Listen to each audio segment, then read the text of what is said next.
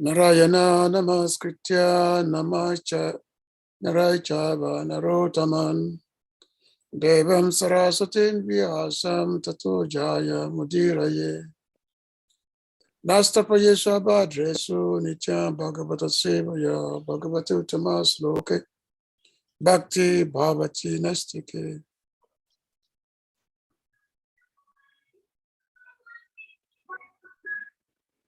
Mukam Varshiva Chalam Prangu Langachegri Yaki Patam Vande Sri Gurudin Tarine Paramananda Madhava Dhamma Pujita Kataputra Paramoni Masam Satam Vedyam Vastavam Matavastu Shivadan Tapatayo Mulanan Shima Bhagavate Mahamani Kriti Kivai Paraishvara Sadhyo Riju Havadu Tra Katipata Krishna Nigama Kapatalu Garitam Phalam Sukamukam Dravasamyutam Pibatam Bhagavatam Rasamalaya Muhuravasika Bhuvibahuka Hatoyam Brahma Sutranam Bharatatanimaya Kayati Bhashya Rupasha Vidata Paribrimita Sabaviditi Ashanam Saram Saram Paribrimita Sabavidanta Sarahvi Sri Bhagavatam Nisate Tara Shamta Sarastiptasya Nayatasya Rati Sukit Aganati Mandasya Ganangana Salakaya Chaksasmita Yanatasma Siguravi Sri Gurave Namaha, Sri Chitamano Vishtam, Stapita Yanabutale, Sayarupakadama Yanadati Swampadantikam. Namamo Vishnapadaya Krishna Pistaya Bhutale, Srimati Bhakti Vedanta Swami Sivanani. Namaste Saraswati Devi Guravani Pracharine. Nivise Sasunyavadi Pashta Dishtarine. Vanchakapa Turubhyascha Kripasvini Deva Chapati Tana. Pavanavibhyo Vaishnavibhyo Namo Namaha. So I welcome everyone for being here this evening. Even in my time, of course, in America it's daytime, morning time. In West Africa it's afternoon time.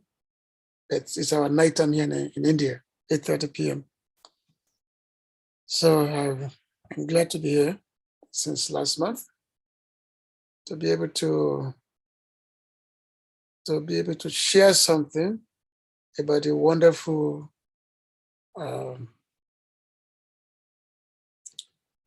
wonderful glorification of our process, the process of Krishna consciousness.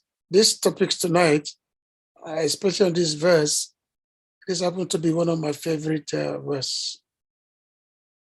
One of my favorite verse because the Yudhishthira Maharaj welcoming the Vidura after traveling to so many places of pilgrimage, because Vidura had been a great devotee of Krishna, very Mahabhagavat. So this text is describing to us the real potency of a Mahabhagavat, the Mahabhagavat Vaishnavas. So I read the translation of Prabhupada, and then we enter into the discussion. Bhavat Vida Bhagavatas Teta Bhuta Swayam Vibho Teta Kuvanti Tetani Swantaha Stena Gadabrita.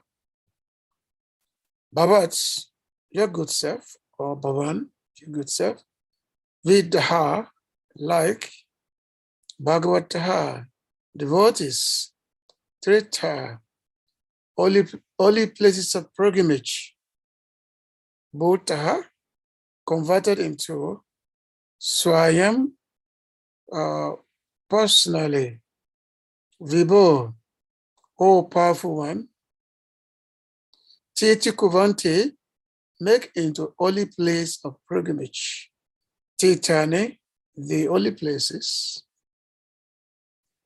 Sayantashtena, having been situated in the heart, Gadabrita, who is in the heart, the personality of Godhead. Sayantastena Gadabrita. Translation: My Lord, devotees like your good self are verily holy places personified, because you carry the personality of Godhead within your heart. You turn all places into places of pilgrimage. The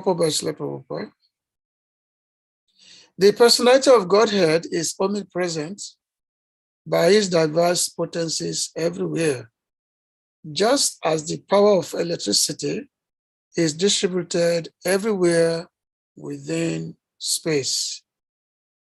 Similarly, the Lord's omnipresence is perceived and manifested by his unalloyed devotees like Vidura, just as electricity is manifested in an electric bulb. A pure devotee like Vidura always feels the presence of the Lord everywhere.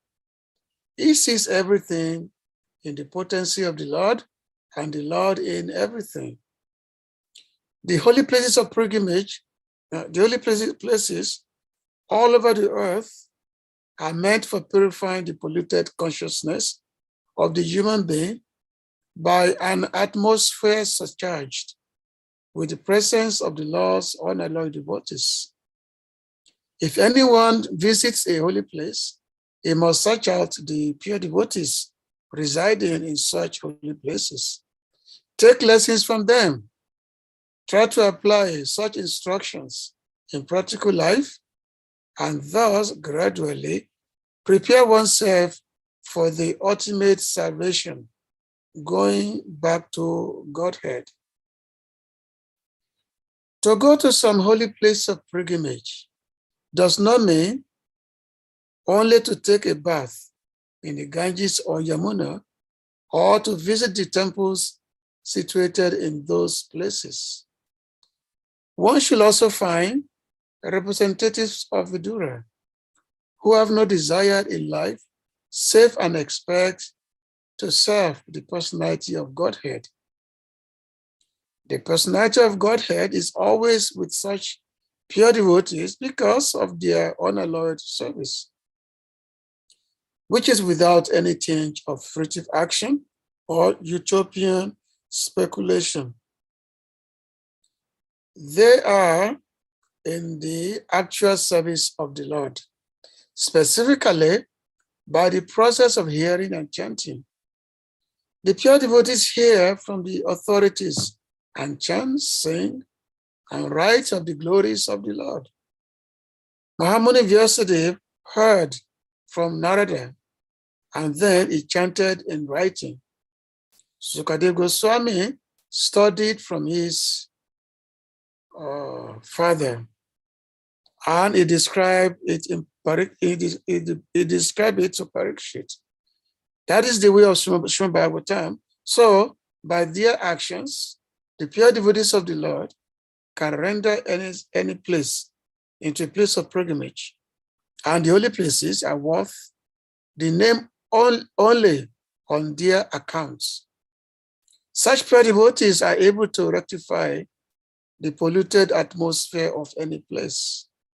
And what to speak of a holy place rendered unholy by the questionable actions of interested persons who try to adopt a professional life at the cost of the reputation of a holy place.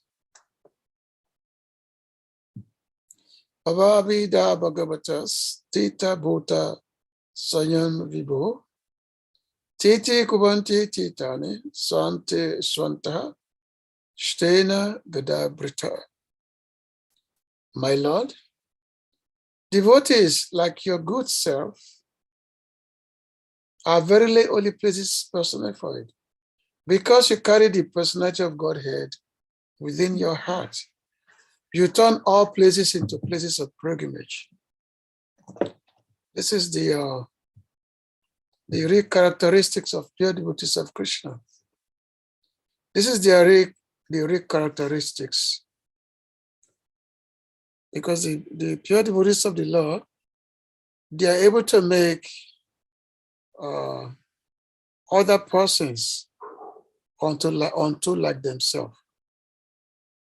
That's the characteristics of pure devotees of the Lord. A pure devotees of the Lord, just as they say that the devotees is paraduka duki, is very, very happy when he sees the happiness of others, and is very, very unhappy when he sees the unhappiness of others. As they said, that a pure devotee is the one whose heart bleeds when he sees the suffering conditioned souls in this material world. And of course, we should understand when we talk of happiness, we're not talking of materialistic happiness. We are talking of a spiritual bliss. Because in this material world, there's really no happiness in the material world. The so-called happiness is just a temporary flickering that come and go. It doesn't stay. But the real happiness of the soul is that spiritual bliss, which is called Ananda.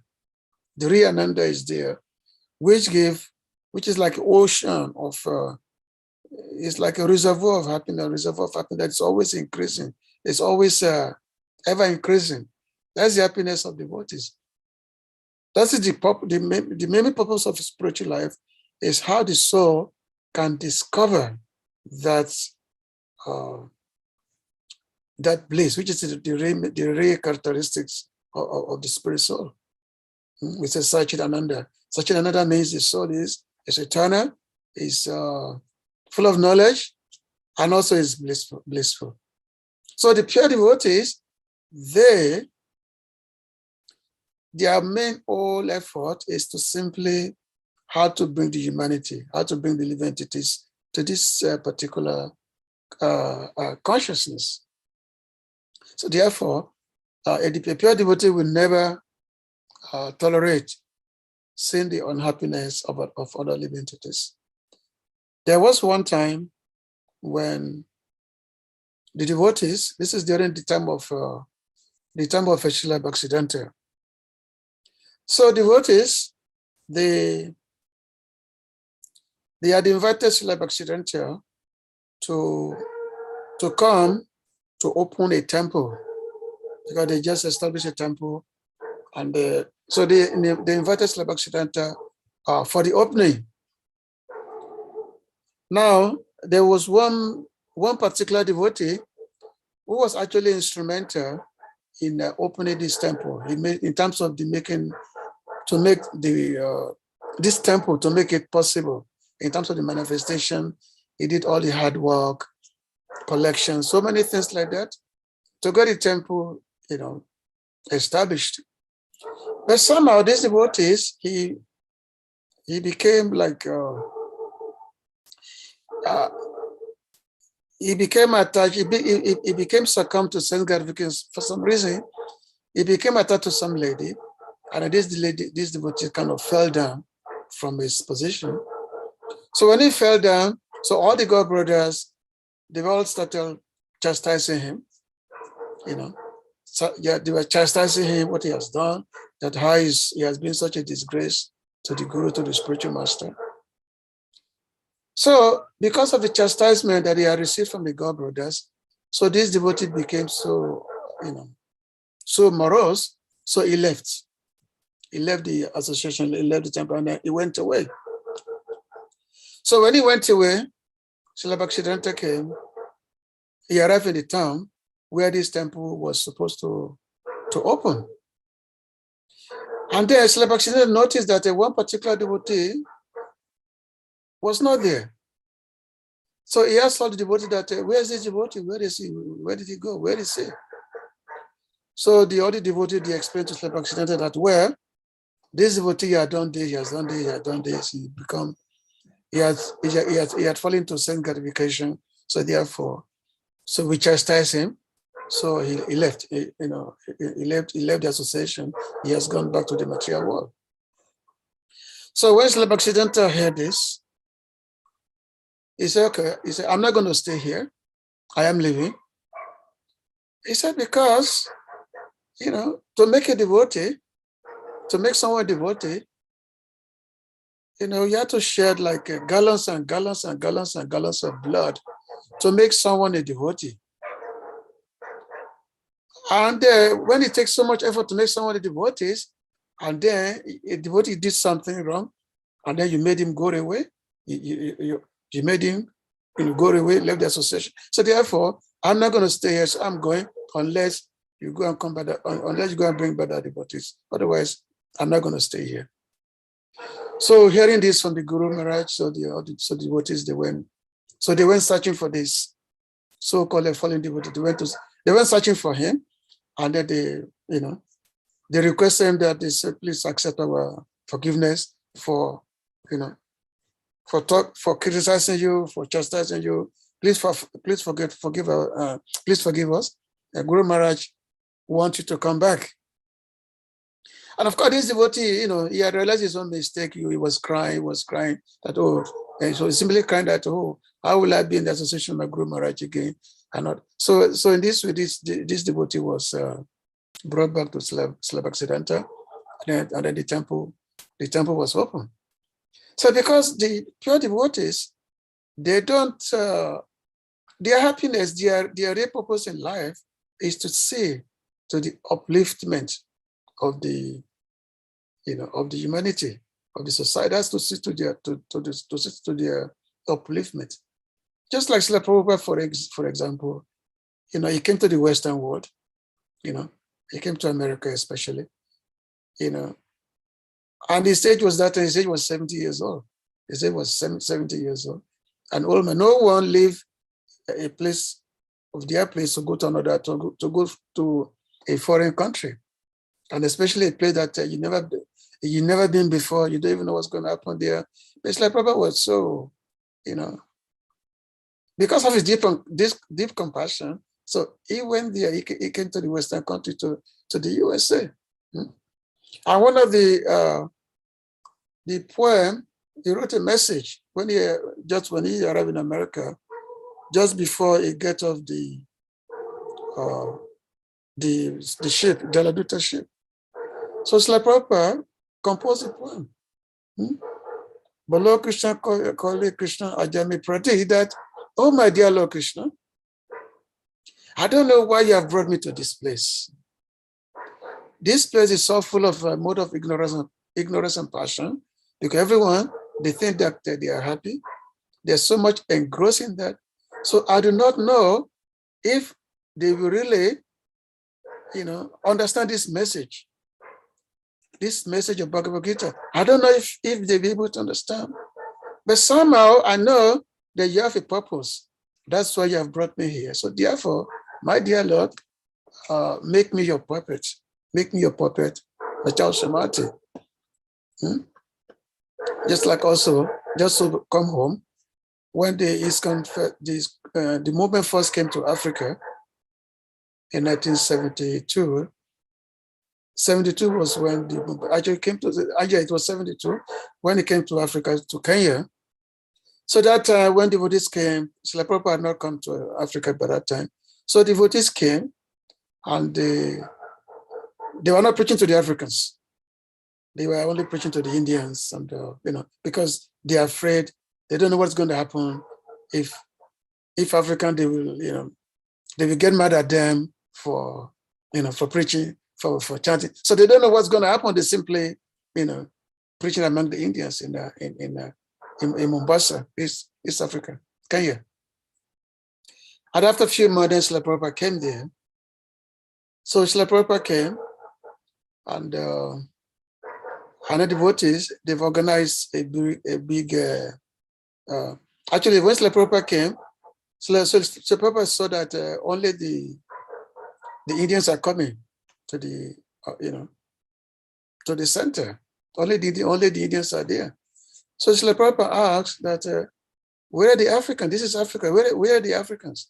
How come they are not here? So devotees say, well, Prabhupada, we are not preaching to the African because we don't know if we are very afraid. We don't know if they're going to accept the message or not. So Prabhupada said, you're not preaching to the African? Why are you here in Africa? So immediately, Srila Prabhupada said, immediately he commanded the devotees, now you should organize a public program. You should organize immediately a hall I want to preach only to the Africans. I came from India. I didn't come from India to preach to the Indians. I came to Africa to preach to the Africans. So immediately, so devotees, they organized a big preaching hall in the University of Nairobi. And that lecture which Srila Prabhupada gave at the University of Nairobi, you can search the database, you can start lecture. So Srila Prabhupada, he led the kirtan and I gave lecture. Actually, when Srila Prabhupada came to Africa, so he established the African preaching. And he showed the example that, yes, when you're in a particular country, you preach to those particular people. Not that you go for what is most convenient for you. So, that is so this verse is saying, Bhagavad Gita Bhagavatas, Tita Bhota Sayam Vibho, Titi Kubanti, what's Titi in Sanskrit? Means someone who makes a place holy.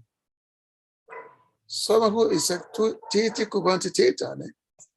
So that wherever you go, that place becomes a place of pilgrimage. Wherever you go. Because you're pure devotees. And how does that place become a place of pilgrimage? So Yudhishthira Maharaj is saying here, Swantaha, Shtena, Gadarbhata. Why? Because the personality of Godhead, the God Krishna, the Lord, is always situated within your heart. So which means if you want to see Krishna, where do you see Krishna? It's not that you have to go to the temple to see the Lord. You go to see the Lord where the pure devotees are situated. That's where you see the Lord. That's why you see Krishna. When Lord Krishna says, Nahatishtame Govinde, Nahatishtame Vaikunte, Yogina Idayenava. Say that why do you see me? If you go to Vaikuntha, you will not see me.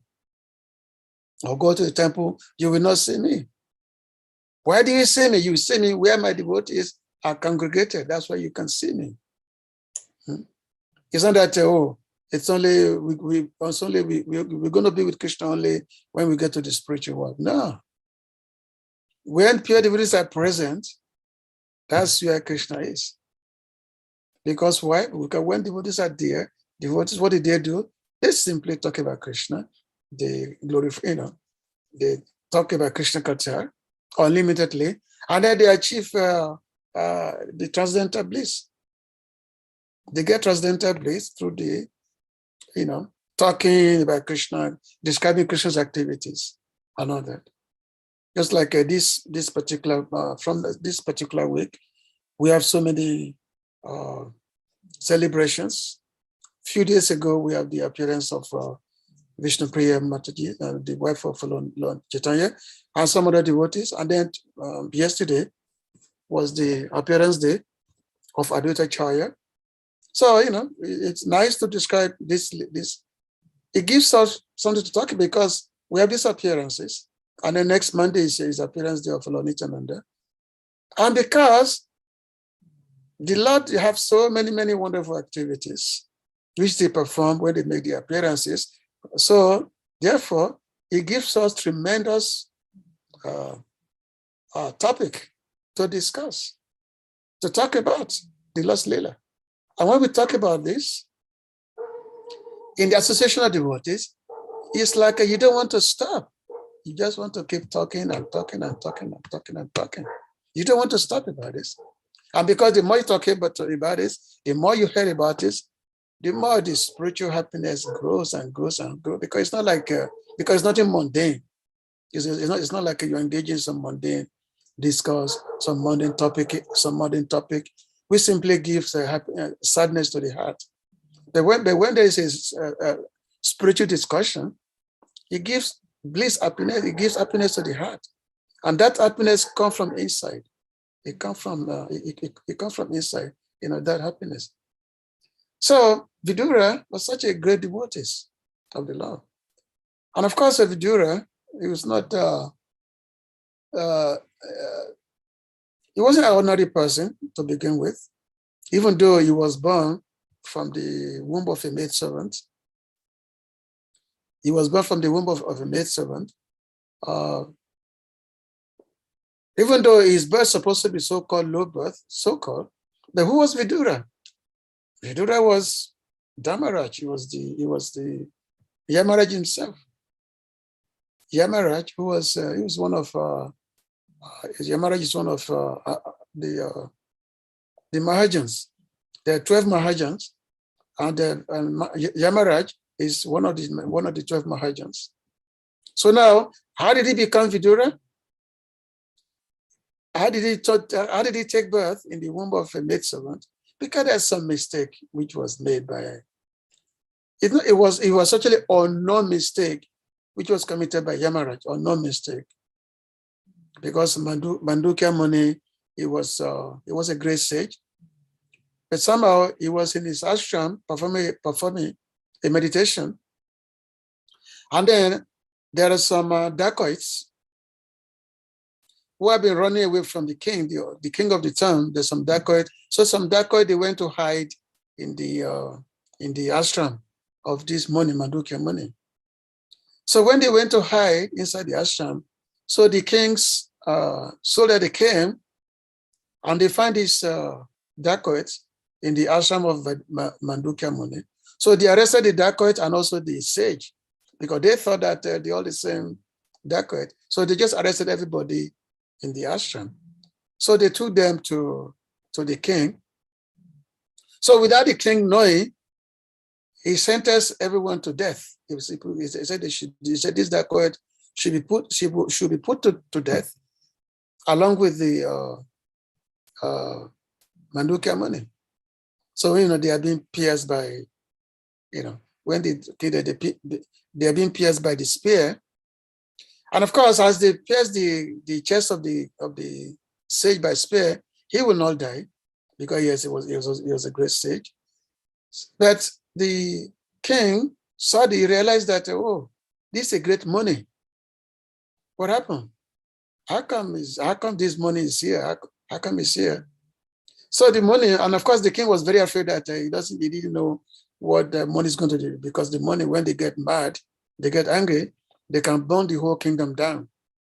They can burn down the whole kingdom when they get angry. So they say the king, he begged money so much, he said, please forgive me. I didn't know what I did. This is my ignorance. So and the sage, the king, begged for forgiveness. So the money said, it's not your fault. This is Yamaraj's fault. So the money went to Yamaraj. He said that, Yamaraj, why do you allow this to happen to me? To have these people to pierce me with a spear? Why did you allow this to happen to me? So Yamaraj replied, well, when you were a child, you pierced an ant with a pin.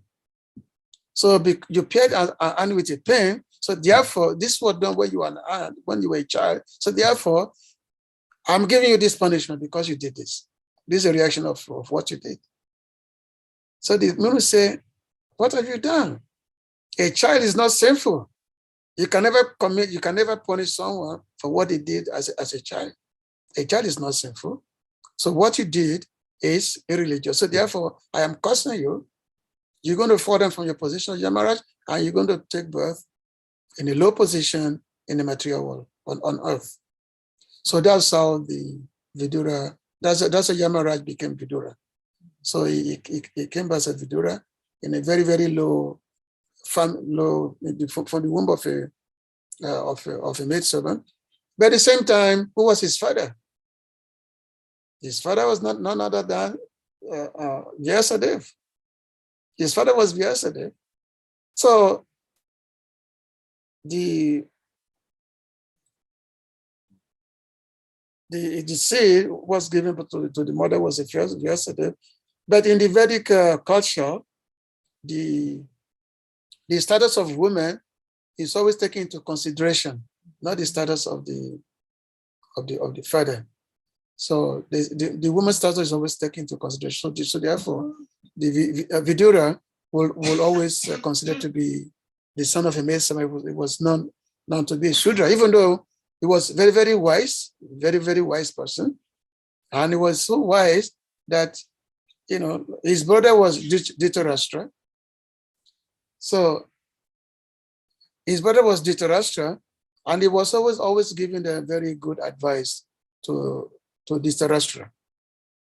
So and especially when the Kauravas, when they were giving so much difficulties to the Pandavas, they were giving them so much torturing, so much, they had to kill them many, many ways. So Vidura would always advise Dhritarashtra that do not do this to the sons of your brother Pandu. You should give them what is due. Don't do this to the son of your brother. Give them what is due. They are meant to rule. Give them their kingdom. So he was always giving this good advice to Dhritarashtra. So somehow, Duryodhana, he wasn't happy that his uncle Vidura was giving all this advice to his father, to Dhritarashtra. So one time Vidura became angry, and then he chastised Haribo Srivas Prabhu. Hare Krishna. Nice to say. So somehow Duryodhana, he talked very harshly to Vidura. He said, "Oh, look at this son of kept servants. He dared to give instruction to his maintainer."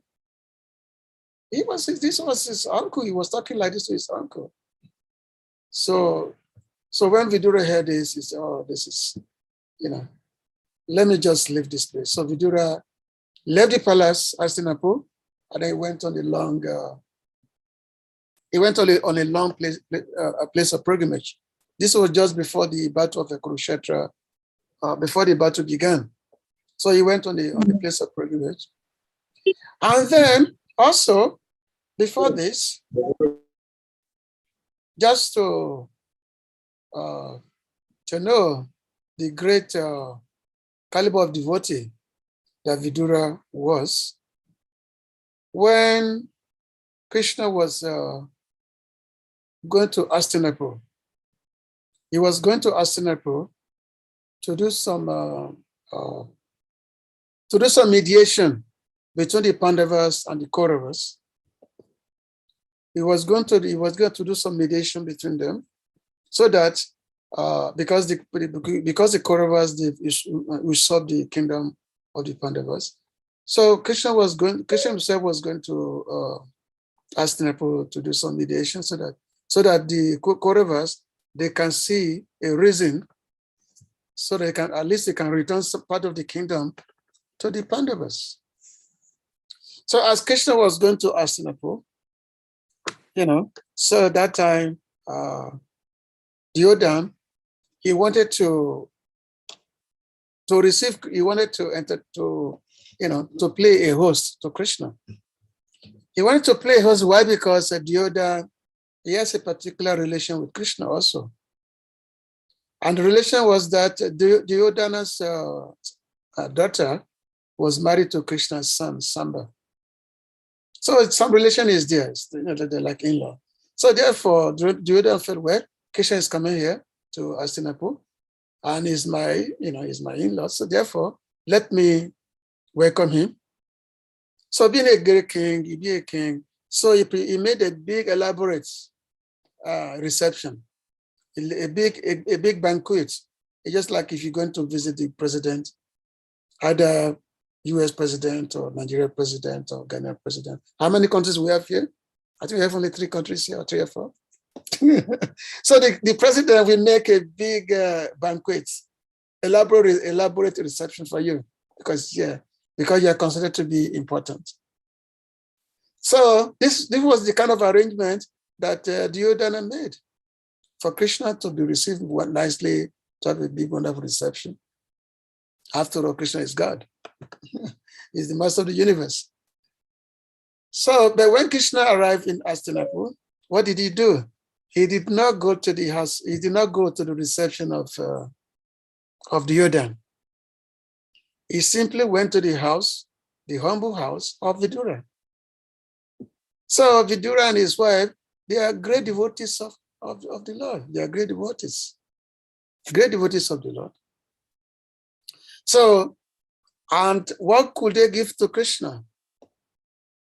They have no food to give Krishna because they are very simple, you know. So Vidura's wife, she had bananas to give to Krishna. So she was peeling the banana, peeling the banana to give to Krishna.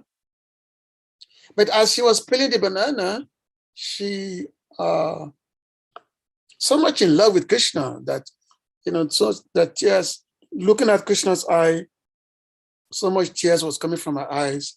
She was so much absorbed in the bliss of, you know, just how wonderful Krishna is. So she was peeling the banana, but she was throwing away the bananas and giving the banana peels to Krishna. You can see. And Krishna was eating that. Krishna was eating that. Why? Because Krishna was not eating the food. Krishna was eating the love of his devotee. That's why we should never think that, oh, Krishna is very, very hungry for our food. We should never think that. No, Krishna is never hungry for our food. He's hungry for our love. Krishna says, Patra Pushpam Phalam Toyam. Yome Bhakti. Yes, Chiti said that if one offer me with love and devotion, you know, leaf, flower, water, and Patra Pushpam Phalam Toyam, which means leaf. Yeah, leaf, flower, you know. But he said, I will accept. But he said with love. Prayachami means with love. Then I will accept it. Because the next day when Duryodhana saw Krishna, he was very angry that Krishna did not accept his, did not come for the reception. So he asked Krishna that, oh, why didn't you come for my reception? We made so much arrangement, so much, you know, elaboration that we made to receive you in the banquet for you did not come. So why is that? Why is that? So Krishna told Duryodhana, he said that, well, my dear Duryodhana, there is two things that a person accepts food. One, if the person is very hungry, the person will accept food if he's very, very hungry. And second, if there is a love, the person will accept the food. So the number one, being hungry, he said, I'm never hungry. I'm self-satisfied. I'm never hungry. So how can I come? Because I'm never hungry, how can I come and accept your food? You know, as a matter of fact, if Krishna ate, the whole universe is eaten, the whole universe is full. So Krishna is always full. He doesn't need to eat anybody's food. At the same time, second one is if there is love there, then I accept food. But you have no love. You hate my devotees. You have no love. Your heart is full of hate for my devotees. So how can I come and accept your food? So in this way, the Lord is saying that yes, he's conquered only by the love of his devotee, nothing else. So therefore, Yudhishthira Maharaj said, Baba, he said, you are such a great devotee of the Lord. He said, your good self, you are a great devotee, Baba Vida Bhagavatas, Tita Bhuta Swayam Vibho, because of your greatness. You're such a great person that you turn every place into a place of pilgrimage. Why? Because you are carrying the supreme love within your heart. Because you're carrying the supreme love within your Gada, Swatan Stena Gadabhuta. Because Krishna, the Lord, is always in the heart of his devotees. He's always situated in the heart of his devotees. His devotees, they never forget him even for a moment. Devotees of the Lord, they never forget him, even for a moment. So there's one song by Srila Narottam Das Thakur talking about the great devotees talking about their characteristics. It said, Ebaro Karuna Koro Vaishnava Gosha Patita Pavana Toma Bine Kenonai Jaharani Kate Gele Papadure John Emona Doyola Prabhu Keba Kotapa Gangara Parasa Oile Paschate Pavan Dashame Pabita Koroi Tomagu Aristane Aparade Tori Horinam Tomastane Aparade Nai Paritram Tomarari Doye Soda Govinda Vishram Govinda Kohena Mora Vaishnava Param Pratijame Kori Aso Charanera Duli Naratamo Koro Doya Panaraboli. So the prayer is being made to the Goswami that, oh Vaishnava Goswami, please be merciful to me. There is no one except you who can purify the fallen souls. There's no one except you that can purify the fallen souls.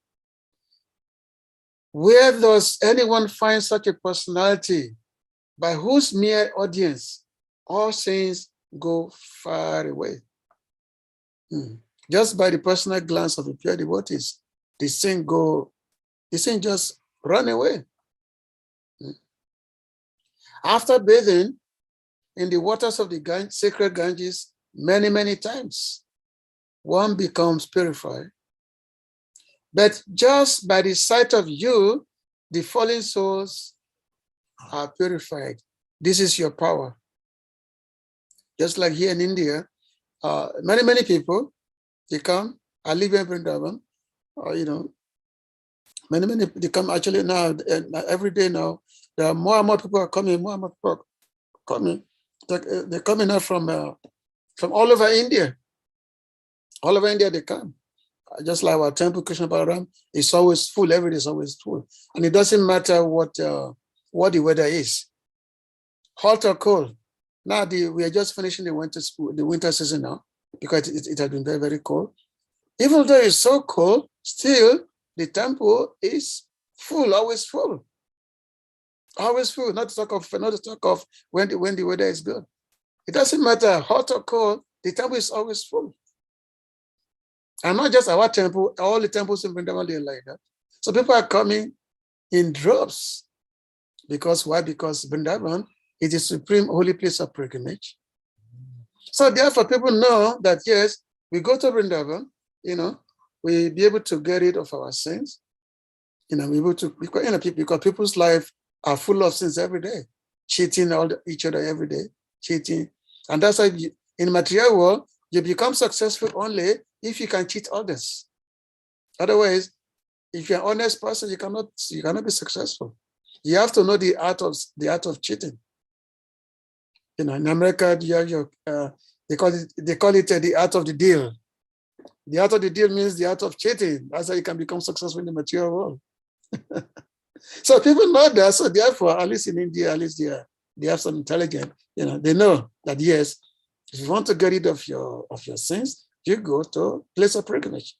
You go to Vrindavan, or you go to Jagannath Puri, you go to Dwarka, you go to Haridwar, Chardham Yatra is there, so that people, they come there to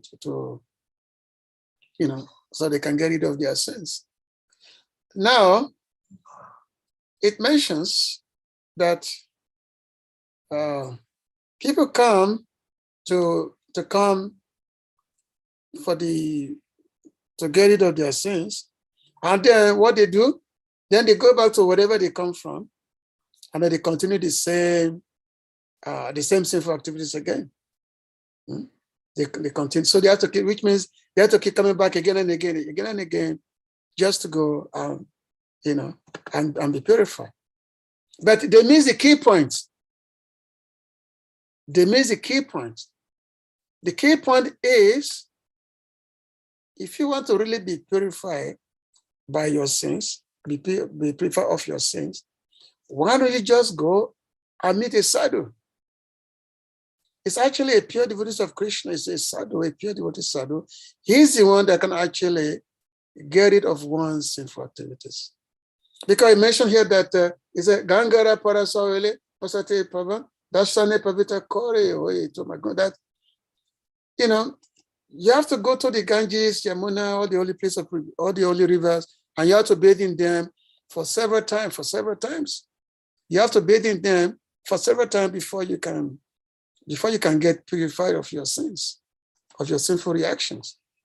But just by one sin, a pure devotee of Krishna, just by sin, once a pure devotee of Krishna, all your sins will go away.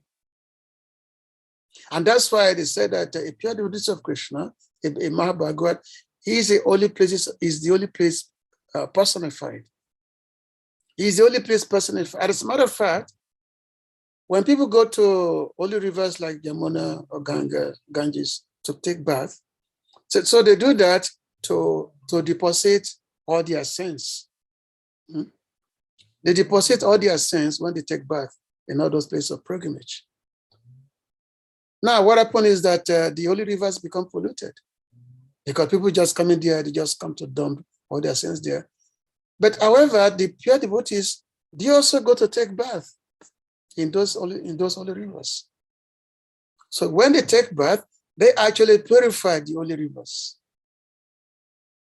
They purify the holy river when they take bath there. They purify it. So therefore, the Ganges, the holy rivers, so they become very, very happy. They become very, very gratified when they see the pure devotees coming to take bath in them. So there is one statement in the Chaitanya Bhagavat. It was mentioned that normally pure devotees, they normally reside in the places where the holy river flows, which means they will not stay in any place where there is no holy river, like Ganges, Yamuna. Especially, specifically mentioned that the Pandavas, when they were traveling, they do a lot of traveling, especially when they were chased out of their kingdom. So when they were traveling, but they always stay at places only where the holy Ganges flows. That's where they always stay. They only travel along all those areas. Now, it so happened that when the Lord was making his appearance, especially 500 years ago, the Lord, he actually made all his devotees to take bath in many unholy places. He made them took bath in many holy places, so that those devotees, when they take bath in those particular holy places, in those particular sinful places, when they take bath there, they purified such places. Just like, for example, we have many of our devotees, and when I say devotees, make great devotees, who took bath in so many sinful places. Just like His Holiness Bhakti Maharaj, he took bath in Cleveland, Ohio. Many other great personalities, devotees, they took bath in several places like that, either in America, in Africa, in Europe, or many places. So whereby the Lord, just like Haridas Thakur, he took bath in what was that place? In Bodhman. So all those places, so that those devotees, they take bath in those, even though their birth is supposed to be so-called impure, but because of their birth in those places, so they made such places pure. They made such places become fit to be a holy place of pilgrimage itself. So therefore, when those various devotees, when they take bath in many places like that, and then they come and congregate, I met with Chaitanya Prabhu in Mayapur, in the house of Srivas, and engage in congregational chanting of the Lord. So all those devotees, they come from all places, like that. So that is the thing that Yudhishthira Maharaj is saying, that, oh, my dear Vidura, it's actually my dear uncle, you are the only place of pilgrimage, personified. A person do not have to go to travel for so many places. As a matter of fact, Srila Das Thakur, he was saying,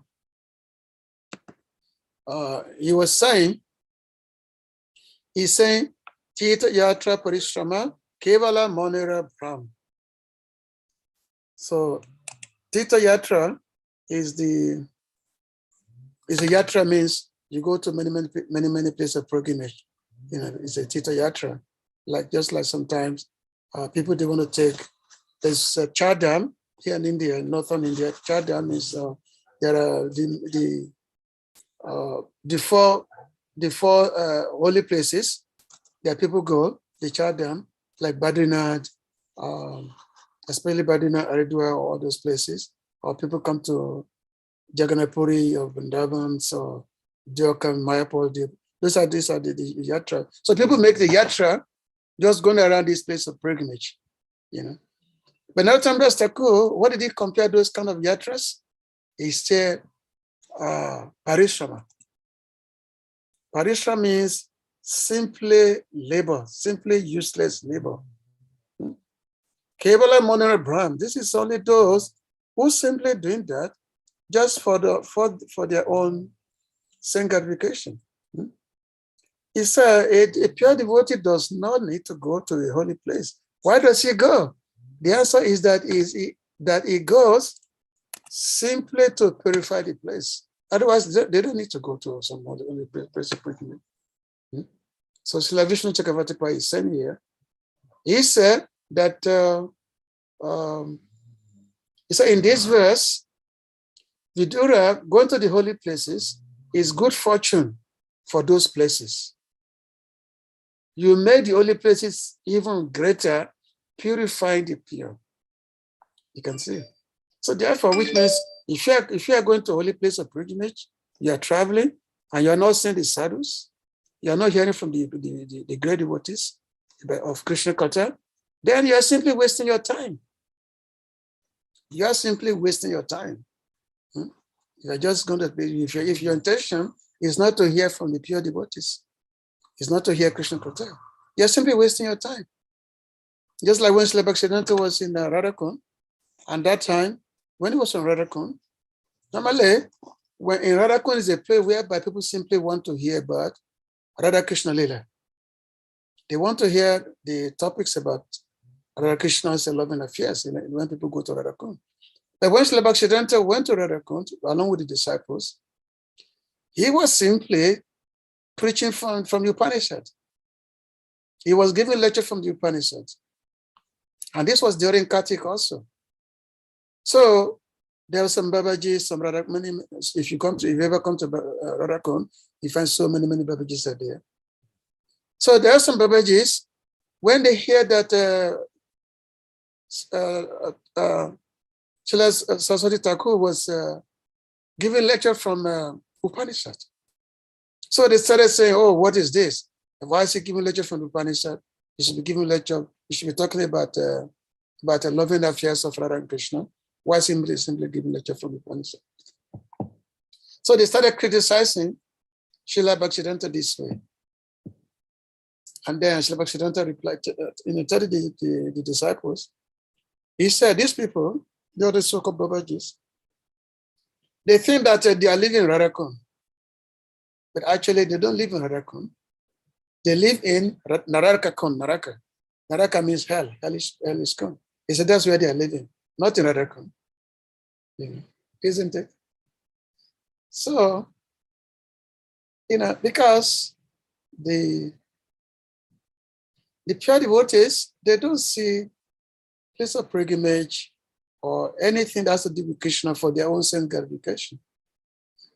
So now this song which I sang of Narottam Das Thakur, talking about pure devotees, he said that after bathing in the waters of the sacred Ganges, many times one becomes purified, but just by the sight of you, the fallen souls are purified.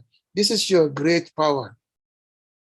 By the sight of you, the fallen souls are purified, just by seeing you, which means the pure devotee do not even have to open his mouth when he sees a conditioned soul. Just by seeing him, one becomes purified.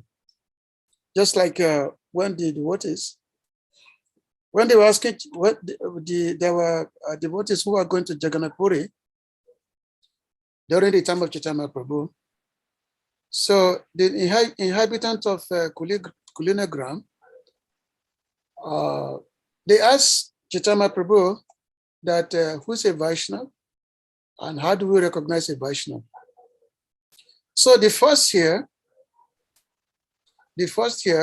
Chaitanya Prabhu replied that a Vaishnava is the one who's always chanting Krishna's name, or even just by he said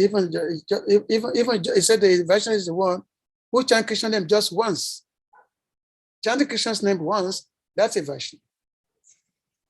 And then the following year, they asked the same question that who's a Vaishnava? How do we recognize a Vaishnava? Then my Prabhu replied, Vaishnava is the one who's always chanting Krishna 24 hours a day. He never forgets, he's always chanting Krishna's name. So that was the second answer. Now the third answer was the following year, when the same devotee, they asked my Prabhu again that, who's a Vaishnava and how do we recognize a Vaishnava? So my Prabhu replied, said that Vaishnava is the one, just by seeing him, one wants to chant Hare Krishna mantra, just by seeing him. So which means, he doesn't have to pray, he doesn't even have to open his mouth. Just by his sight, a person wants to chant Krishna's name just by saying. Because a pure devotee of Krishna, by his presence, he made every place become auspicious by his presence. Just like Srila Prabhupada was sitting on the Thompson Square Park in that tree, that famous tree in New York City. So he was sitting, chanting, and many people were there. Yeah. So just by his chanting, sitting down there, so many drug addicted young people, they became attracted to him. And that's the birth of Krishna consciousness, outside of India. So Nathan the Thakur said that the holy name delivers one who has committed an offense to Lord Hare. But if one commits an offense to you, there is no means of deliverance. So that's why, as they said, that offending a pure devotee of Krishna is much more greater than offending Krishna himself. If one offends a pure devotee of Krishna, if you want to offend Krishna, chance for deliverance is there. Just by chanting the Lord's name, one can be forgiven of unlimited offenses. But if one commits offense to a pure devotee of Krishna, there is no deliverance. The only deliverance is only if the pure devotees forgive such a person. That otherwise, there's no deliverance. So that's why we always have to be very, very careful in our dealings, especially in our Vaishnava dealings. We have to always be careful. So it said, your heart is always the resting place of Lord Govinda. Govinda Vishnu, which means Krishna is always resting in the heart of his pure devotees.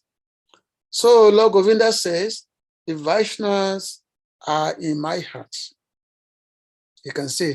So two things, Krishna is always in the heart of his pure devotees. Krishna always resides in the heart of his pure devotees. And Krishna said here, he said, also the Vaishnavas are in my heart. You see, he said the Vaishnavas are in my heart. And then, so therefore, the prayer is, I desire the dust of your holy feet in every birth I may take. Please consider Narottam yours and be kind upon him. So this should be our prayer. This should be our deliberation on how we can get the mercy of the great Vaishnavas. And this is how we can attain pure devotional service ourselves and get out of this terrible material world and develop love of Krishna. So I'm going to stop here so you can question, comments. We have a lot of great devotees here. So you can question or comments. Hare Krishna. Hare Krishna. Thank you so much, Sri Shara Prabhu. Hare Krishna. Lots of stories, lots of beautiful narrations. Of course, we have His Grace Sri Vaisnava here. Prabhuji, do you have something to say before we go to Kavikanapur Prabhu? Thank you very much, Ishwara Prabhu. Nice to see you. Nice having your darshan on this auspicious day. And we are waiting for you. Hare Krishna. We are waiting for you. We are hankering to come back to Vrindavan. Yeah, we are waiting for you. Yeah. So thank you for the beautiful class. Nice stories and nice kata. Thank you for that. Yeah. Maybe I may ask a question later. Let Kavikanapur Prabhu ask this question. Yes. Okay. Hare Krishna. So Shri Kavi, please unmute Kavikanapur Prabhu. Yes, Prabhu. Thank you very much. Thank you very much, His Grace Sri Vaisnava Prabhu. No. I'm going to thank Ishwara Prabhu because that one is the end. Then I will now ask my question. That's why I'm thanking you first for giving me the opportunity. Yes, thank you very much, Ishwara Prabhu. But Prabhu, today I would really appreciate and recommend acknowledge that your voice was very very active and very inspiring. It made the class very attractive also, because most time before, sometimes I used to fall asleep, but today the voice was very active. I say let me appreciate that, and so that you can take note of that. It's very, very important. You're right. The audio is very clear today. Yes, very clear. Yes. But you can feel the energy of Prabhu in the preaching. Yeah. So that is very, very important. So because most times when you listen to lecture and you start falling asleep, then there's no benefit. So thank you very much, Prabhu. So my question is, you made mention about the devotees who came to Chaitanya Prabhu, and every year is asking about who is a Vaishnava. Why did the devotee have to take many years before he gets his full answer? First year, Chaitanya Prabhu gave one answer. The second year, he continued to explain. And the third year, he gave more explanation. Why the Lord has to allow you to go 1 year before he comes? 1 year is not a short time. so Prabhu, I don't know, maybe he knows some hidden pastimes or reason why the Lord has to delay the answer to that 3 years or 4 years before he could give him a full answer about who is a devotee. Thank you very much, Prabhu. Okay, thank you for the question. So, and of course, those devotees who are asking these questions, these are the inhabitants of Kulinagram. They are the one asking these questions. So normally, the question that one asks the guru and the answer that one receives, the answer will be based on the kind of adhika that one has, the adhika. Because if you don't have enough, if you don't have enough adhika, adhika means qualification. If you don't have enough qualification to be a particular answer, then you will have the answer according to your particular level that suits you only. For example, the same question that you are asking, if a new person has a particular question, so the person who's giving the answer will answer the same. The answer is going to give to a new person. It's not the same answer that's going to give to someone who's advancing consciousness on the same particular subject. So therefore, the answer is given according to the qualification of the questionnaire. So even though the inhabitants of Kulinagram, they were the Lord's devotees. As a matter of fact, the Lord gave them the assignment that every year they must bring rope for the Rath of Jagannath, for the Rath Yatra. So, so the first time they asked Mahaprabhu's question that who is a Vaishnava? How do we recognize a Vaishnava? So therefore Mahaprabhu said, yes, if one chant Krishna's name just once, that person is a Vaishnava. Of course, that question itself is perfect. It's not that it's an inferior answer, that a person who chants Krishna's name just once, that person, that's a, that chanting is able to neutralize sinful activities that one is unable to commit for millions and millions of lifetimes. And of course, Mahaprabhu is talking of a pure chanting, not just Hare Krishna. No. It's actually Mahaprabhu is talking of pure chanting, because it's such pure chanting that delivers you. Many of us, we are not chanting purely. Our chanting mostly Nama Parad or Nama Bas are the best. Our chanting is not Sudanam. Mahaprabhu is talking of Sudanam. A person is able to have Sudanam just once, in such a person, that's a Vaishnava. And then, so when the following year comes, the same question was asked that, who's a Vaishnava? How do we know who's a Vaishnava? So Mahaprabhu say a Vaishnava is the one who's always chanting. So you can see the level of consciousness is higher of the questionnaire. So therefore, the answer was given appropriately that yes, somebody is always chanting Krishna's name. They're very attached to chanting the Lord's name. That's a Vaishnava. And then of course, the Lord said you should worship him. And then of course, when the same question was again asked the third year, that okay, how do we know it's a Vaishnava? Who's a Vaishnava? How do we recognize him? So the Mahaprabhu again answered that yes, a Vaishnava is the one. Just by saying him, one wants to chant Krishna's name. So in this way, the Lord is talking of a pure devotees. Because usually a pure devotee, just by saying him, is because it's like a magnet. It's like what they call it. It's like a magnet. You automatically become attracted to him. You just want to chant Krishna's name just by saying him. So, so the question is, even though we may say that, why not the greatest answer be given?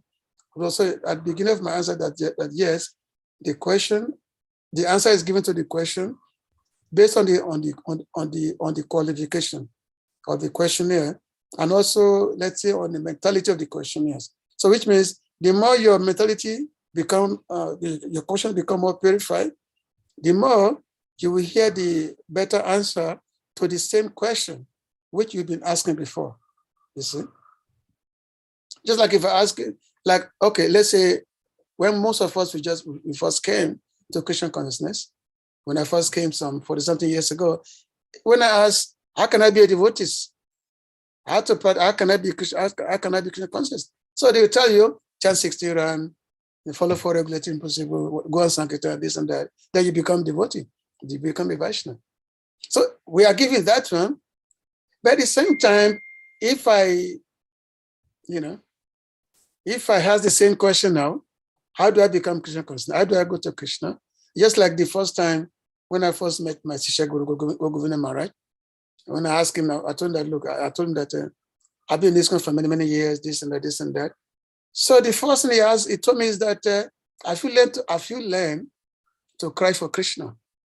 Have you learned to cry for Krishna? I said, no, I don't even know how to do that.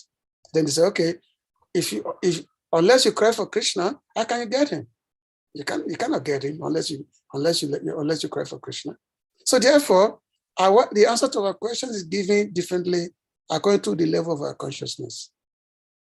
So that's just the point. So it's not that we meet somebody today and then we start telling him everything. Oh yes, Christians like this and that, this pure devotees. No. We have to preach according to the qualification of the person, or according to their class, to their consciousness. We have to preach to them. This is what we call compassion. This is the level of compassion that a devotee has. Thank you very much, Prabhu. The way you answered the question is so wonderful that I'm seeing it in another level, not the way I used to understand it before. Thank you, Hare Krishna. Thank you very much. Hare Krishna. So anyone else with any question before I ask a question? Okay, I think Salika is here. Salika, you can unmute, ask your question. Okay. Yes, Prabhu, you're on mute. I think Prabhu is just thumbing up. He just says. Hare Krishna. Hare Krishna. Hare Krishna, Salika Prabhu. Dandava Pranam. Hare Krishna. Yes, I was actually doing two things simultaneously. First, I was giving a thumb up to thank you very much for the way you answered Kavi Kanapura for this question. That was a very wonderful way of answering that question. So it's a very wonderful answer to that question. But I also have a question. And the question is, in the story of the previous life of Vidura, and relating it into our day-to-day life in Krishna consciousness, in the course of service, sometimes we make so many mistakes, errors. Sometimes due to our naivety, negligence, sometimes due to lack of deep knowledge. In the case of Yamaraj, he was doing his duty, and in the course of his duty, he has done his duty according to the injunctions given in the Shastra. But then yet he was caused, and then he has to take a lower birth. Yes, his birth became a glorious one because by that birth he was able to do a lot of wonderful service. But then, in any case, he took a lower birth. So my question then is that, in the course of our duty, because in material understanding, if a policeman kills in the line of duty, is not punished. But Yamaraj is being punished for doing his duty. So please, could you shed some light on this? Yeah, that's a very good question. That how come he was doing his duty and then he got punished? But in the course of doing your duty also, there should be the element of discrimination.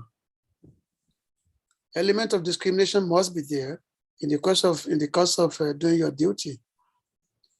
First of all, the munis, the sages, their position is much higher than the demigods' position.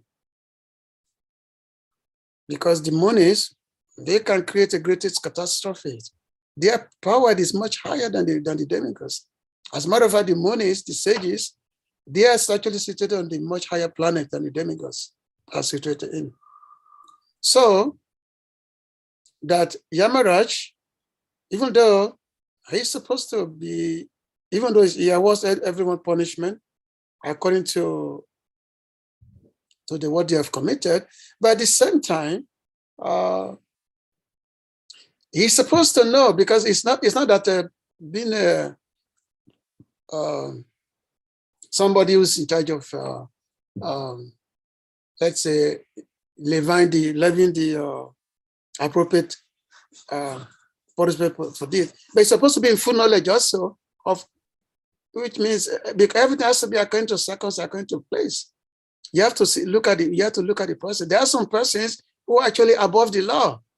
There are some personalities who are above the law. So you cannot say that, well, it doesn't matter, I'm Yamaraj, I'm this and that, even though this person is above the law. So therefore, let me apply the law to this person. There are some personalities who are above the law. And that's why many times the demigods, they're always in trouble. Many times the demigods, they always, run into difficulties by which they get defeated by the demons. Why? Because they forget this principle, that there are some personalities who are above their laws, and they don't recognize that, so therefore they get into trouble. The Muni, like Mandakya Muni, was a great powerful sage, very powerful person. So Muni was surprised that Yamaraj could even do this to him. So therefore, because he felt that Yamaraj, if he failed to recognize, especially the fact that a child is sinless, whatever a child does cannot be held accountable. You see? Just like, it's all our common laws that, just like you have this juvenile thing. The same, if you do, just like like here in India here, for instance, there were some youth who committed some act of raping and killing and all that, some group of people.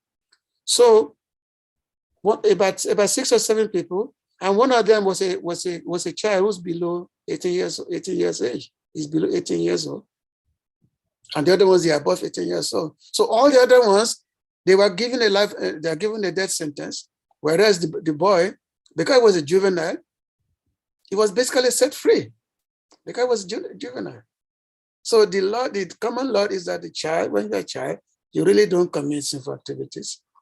It's only the very, very extraordinary situation that a child will be, let's say a teenager will be tried as an adult. Just like in America, for instance, if let's say a 15, 16-year-old kill someone. So the only way the person can be tried is they have to try that person as an adult, not as a youth, you see. So a child, especially a child below 5 years old, he did something and the Yamaraj, punishment for that. So because of that ignorance, or because of no caring, so therefore he was punished. He was punished by the sage. And of course, it's also not really that great of a punishment. It simply made him to become, to take birth, to take a lower birth. But his father was yesterday. Come on. So even though it was a curse, but the same time also it was also a blessing. He was a pure devotee of Krishna. He had a lot of intimate relationship, with Krishna. He was, he was a well-wisher of Krishna's pure devotees. He actually played very, very significant role, in the Mahabharata. He played very, very significant role. So his birth also was not really an ordinary birth. So we have to look at, in those ways. We have to see that way, But it's important that we actually know, there's whatever position we may have, there is a limitation there. Limitation has to be there, and because the demigod, they try to overlook such limitation, so therefore they also get into trouble because they try to overlook such limitation sometimes, not all the time, but sometimes. So therefore they get into trouble. Is that okay? Thank you very much for the answer. Hare Krishna. Hare Krishna. So we have His Grace Srivastvanachari. Who please, you may unmute. Hare Krishna. Hare Krishna, Ishvara Prabhu. Hare Krishna, Srivas Prabhu. Yeah, I also learned that Yamaraj, Vidura, Yamaraj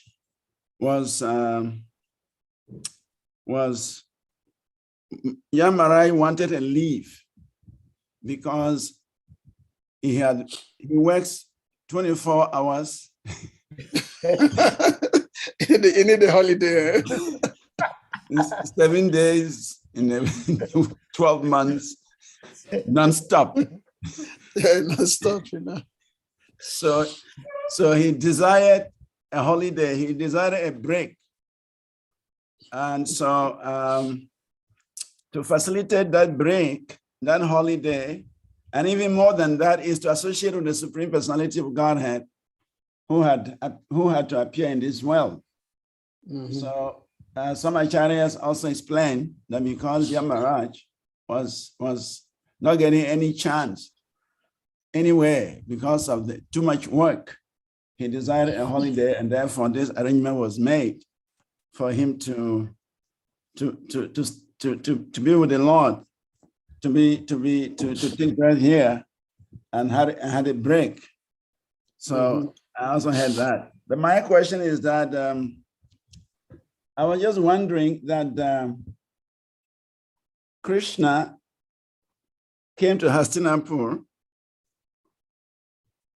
and according to tradition or custom, Duryodhana, being an in-law, made elaborate arrangement for Krishna. Mm-hmm. And then Krishna neglected that. So I'm thinking, what would Samba be thinking and his wife be thinking back in Dwaraka when they hear that Krishna had gone to visit Samba's wife's, I think she's called Lakshmana, right? Lakshmana. Yeah, Lakshmana, yeah. Yeah. So that if Krishna goes back to Dwaraka, and then Lakshmana gets to know that his father-in-law, Samba's father, went to Hastinapur and did not honor his father's invitation or hospitality, how would she feel? How would Samba also feel? So I was wondering why Krishna, he could have honored both invitations just as a matter of etiquette, thinking of his son Samba and his daughter-in-law Lakshmana, but he just rubbish Vidura's invitation, Vidura's arrangement, and went for his devotees' reception. So I was just thinking, was Krishna thinking about his son Samba? Was he thinking about his daughter-in-law Lakshmana, or he was not bothered about them? Okay, two things. Yeah. Two things. Jordan is out of pride, out of great pride, that he made that elaborate. Not because of his love, or it's out of great pride that yes, I'm the great Jordan, I can entertain Krishna. So it's out of a great pride.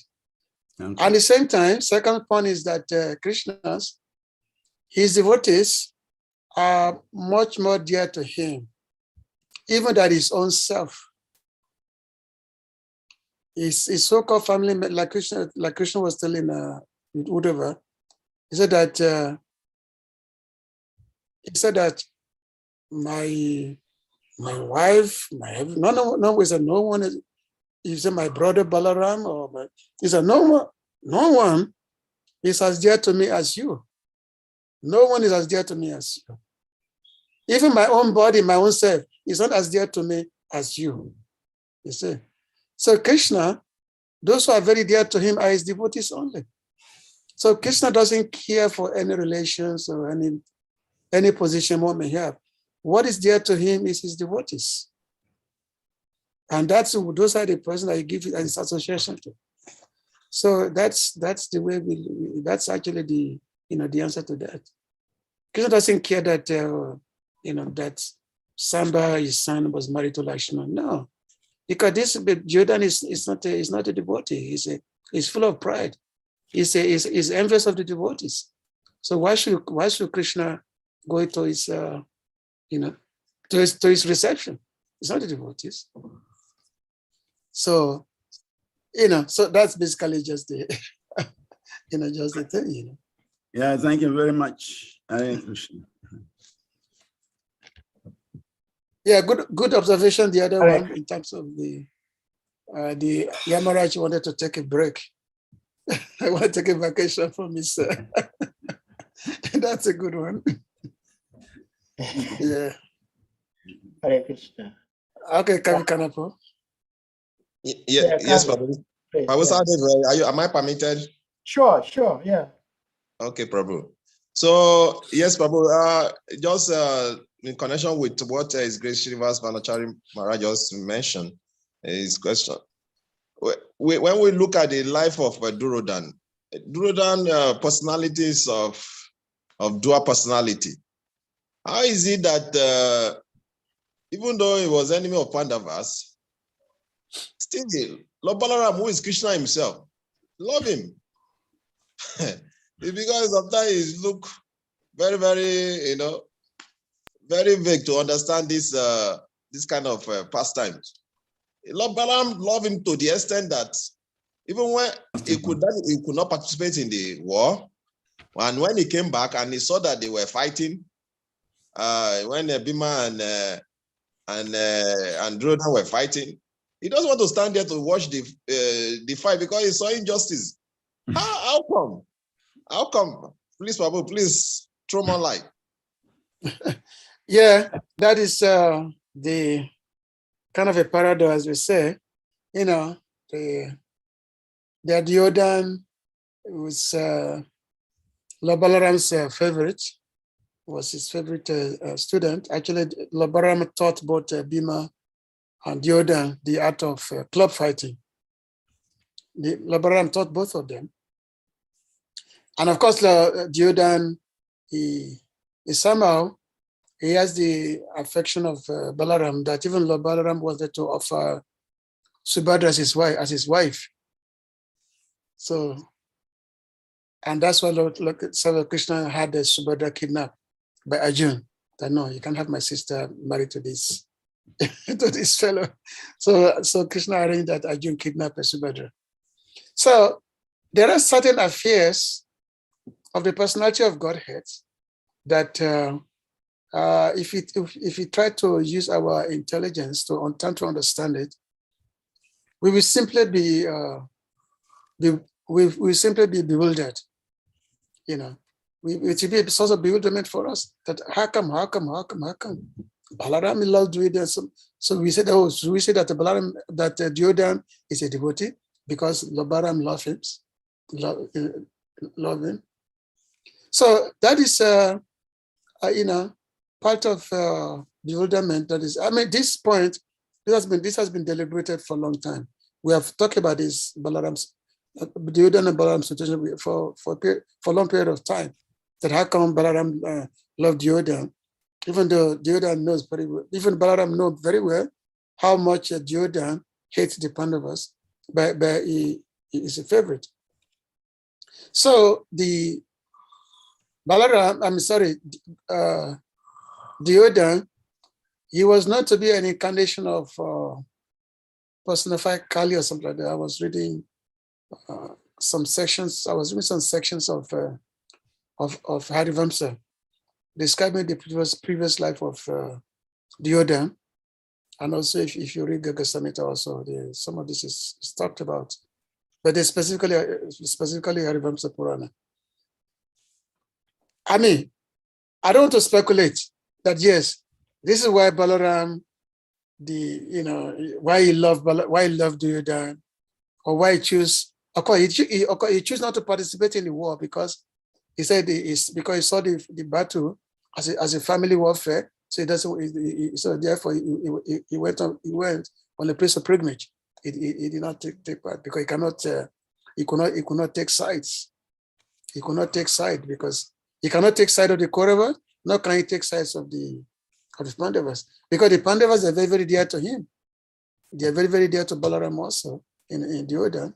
And at the end, actually, Balaram actually chastised the Kauravas. He chastised them at the end. That's what you are doing to your nephews. This is, I mean, I think they are cousins. Yeah, to your cousins. This is irreligious. This is a irreligious act. But they will not listen to Balaram. They will not listen to him. The Kauravas. They will listen to him.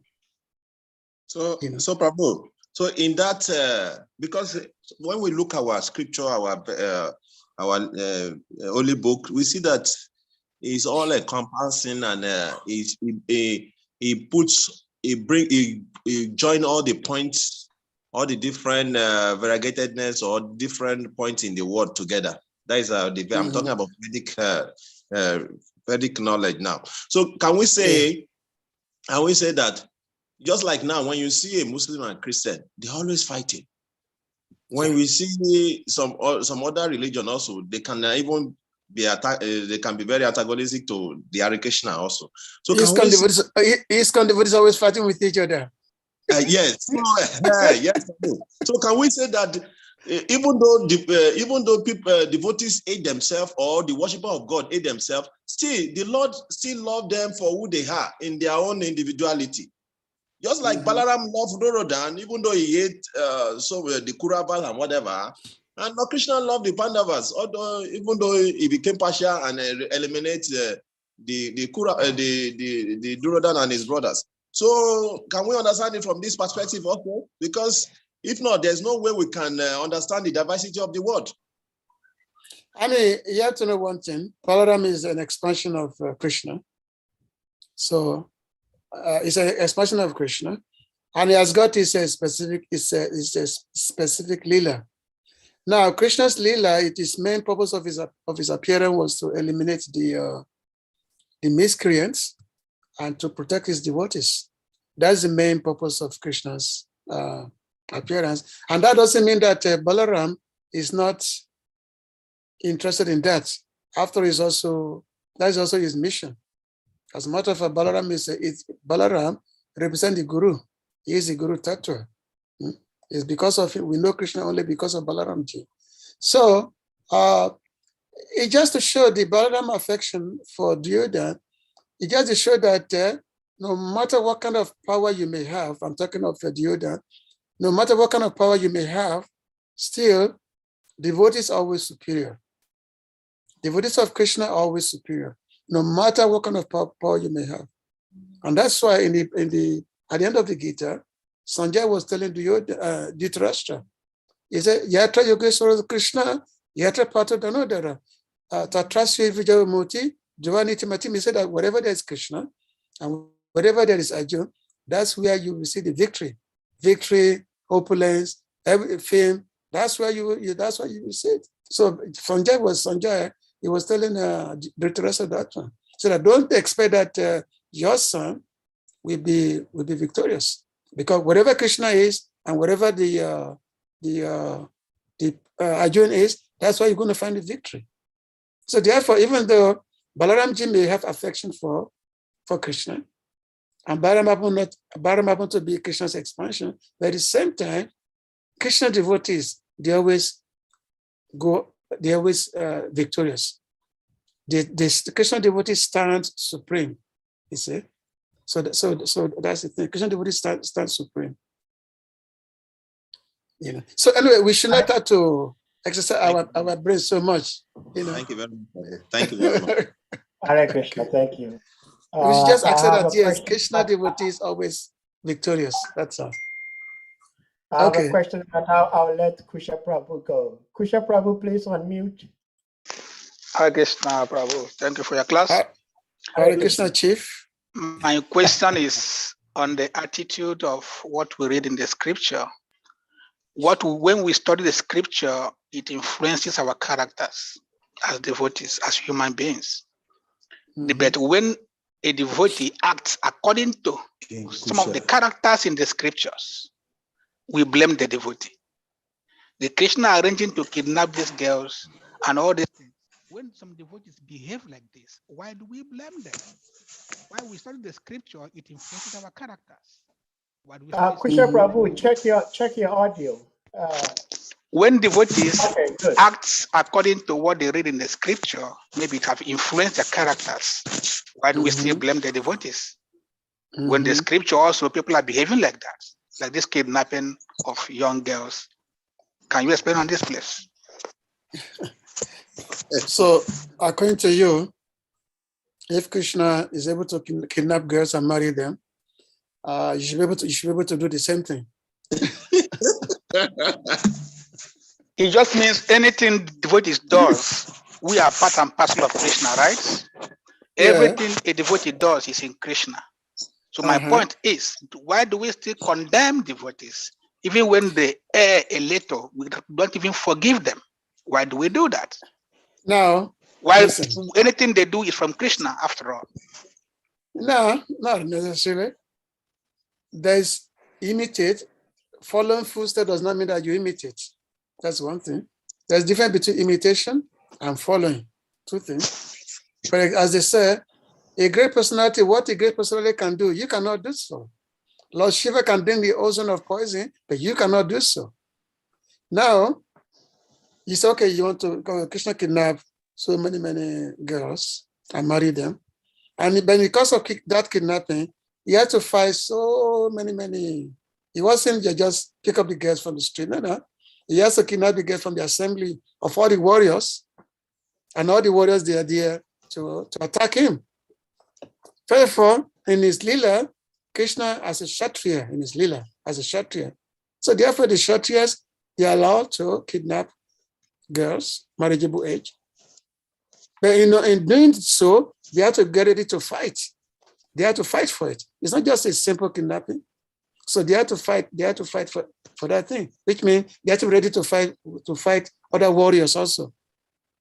So if they're successful, then the girls go with them. So this is something, and of course, another thing is that all those girls that the Lord kidnapped, just like Rukmini, was it Satya, so many, Kalindi, Mitravinda, all the one that Krishna kidnapped. I'm not to talk for Jambavati, that Krishna had to fight with for 27 days. For 27 days, Krishna had to fight with him for 27 days. So all those personalities, Krishna was playing his role as a Kshatriya. And a Kshatriya does, so he has to play that role to the fullest. But all these activities as a Kshatriya role, you cannot even come close to perfect to emulate such activities.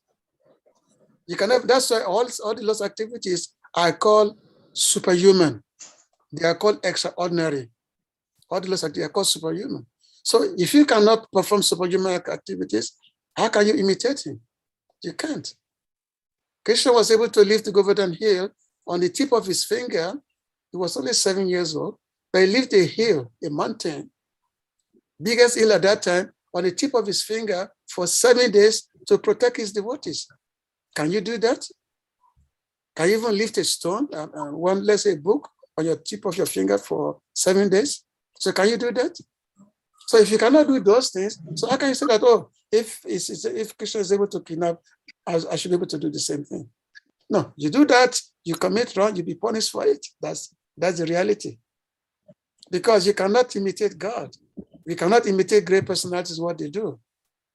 If we imitate great personalities, what they do, that's the cause of our punishment. We become condemned for that.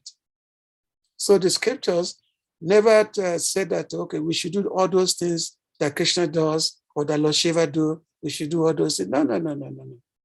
The scriptures never said that. The scripture describes the activities of the Lord, Lila. Lila means the Lord's playful activities. But we cannot do such thing. If we do that, then we become entrapped by that. We become entrapped by that. You will never find any scriptures where you say that, okay, just do all those things. If you're Kshatriyas, certain things you can do.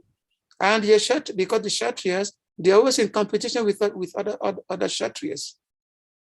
They're always in a competition. So when the Lord comes and he performs the role of a Kshatriyas, so he does that to the fullest. When Lord Ram came also, he came when he wanted to seek the hand of Sita Devi. So there was a contest that whoever can lift this bow, which is the bow of Lord Shiva, whoever can lift it, he'll be able to marry Sita Devi. So all the other warriors, they were all there. Even Ravan was also there, but they were unable to lift the arrow. They were unable to lift the bow because it was the bow of Lord Shiva. But just by his touch, Lord Ramachandra was able to lift the bow immediately, and then, So in this way, the Lord performed extraordinary activities, superhuman activities, which we cannot do, which we cannot imitate. It will simply be our folly if we think that we can imitate those activities which the Lord performs. So we should just know we should know our limit and try to stick to it. Then we will be happy. Hare Krishna. Well, I don't think Kusha Prabhu was just referring to Krishna's pastimes. He was referring to other devotees. Okay, I know that. The answer is okay. I have a question, but Prabhuji, your class today is so exciting. It's generating lots of questions. So Shri Shukadev, please unmute. Hare Krishna Prabhu, please accept my Hare greetings. Hare Krishna. Jai Prabhu, thank you very much. The class was very, very wonderful. Though I did came in late, but from the point at which I started hearing, a question rose up in my mind. And the question is, what is that grind, that center point that we have to focus upon as a devotee or as a person, first of all, as a human that wants to grow spiritually and that wants to grow spiritually to come to the point whereby one is loving God, one is fully dedicated to God, and one, has Krishna in his heart. What is that center point that one should focus upon? Because in the course of listening to so many speakers speaking, in the course of listening to reading so many literatures, it becomes different speakers, different literatures, different aspect of understanding one particular point. Now, it to a seeker or to a person that is trying to get to the center point, like what is that main base? What is that main center? It becomes difficult to stabilize the mind on that particular center, because from different speakers, from different books, we get different ideas based on the different thought pattern of the speaker, based on the different thought pattern of the writer. We get different ideas of what a particular center point is to be. Now, what is the simplest way to get to that particular center of fully dedicating oneself to Krishna, fully being conscious of Krishna, and not being shaken by different storms that the mind might present, and the different words or different ideas and thoughts of a particular point of the same particular thing that we hear from different speakers, different authors, and remain grounded. This is my question, Prabhu. So, because very good question. I get the point of your question. Our great acharyas, like Bhaktivinoda Thakur, he has said there are two main things which a devotee have to do, to focus on. And this thing is Namruchi. Namruchi means to develop a taste for the holy name of the Lord. Namruchi. And the second one is Jivadoya. Jivadoya means compassionate to the fallen conditioned souls, fallen jivas. If you just do those two things alone, then our life is successful. Jivadoya Namruchi. You have taste for the holy name of the Lord, because holy name is actually our main source of everything. It's our main strength. It's our source of everything. Because why Krishna's name is not different from him. Chintamani Nama Krishna. In Abhinam was Abhinam Namanam, that yes, Krishna and his name, they're not different. So therefore, if we have taste for the holy name of Krishna, and at the same time, we have compassion for the living entities. So every activity, everything that we will do should just be in pursuance of these things only, which means you can read many, many books, as long as in the pursuance of the holy name of the Lord. We can hear from so many, pundits, so many scholars, as long as they are speaking in this pursuit only, in terms of development, taste for the holy name of the Lord, and be compassionate to the fallen conditioned souls. So, which means the more we do those two things, the more we see ourselves being closer to Krishna. The more we see ourselves being closer to Krishna, and the more we will see the change in ourselves. Okay. Thank you very much. So I had to make this question, this answer. I made it very, very short. Okay. So Jivedoya Namrichi. Although it's very short, but is in decade is the capture that will remain for my head for what I should be working on. Namruchi and try to preach. Jivedoya. Yeah. So I think I will internalize that. Thank you very much. I picked those two. Ganga Prasad Prabhu. Nice to see you. Prabhu. Please Pranam, my Shiksha. I just want to acknowledge the fact that I'm blessed to have your darshan again after the last dose in Vrindavan. and also to give you feedback that I'm getting settled in Nigeria now, slowly, Okay. after testing positive. Oh, you test positive for COVID. When I got here, yes. So I have you to go go into into isolation for some time. okay. Thank you very much. I have one contribution since your last answer was very, very striking. You mentioned those two, and it's an answer to the question that how can one get the mercy of Sri Chaitanya Mahaprabhu?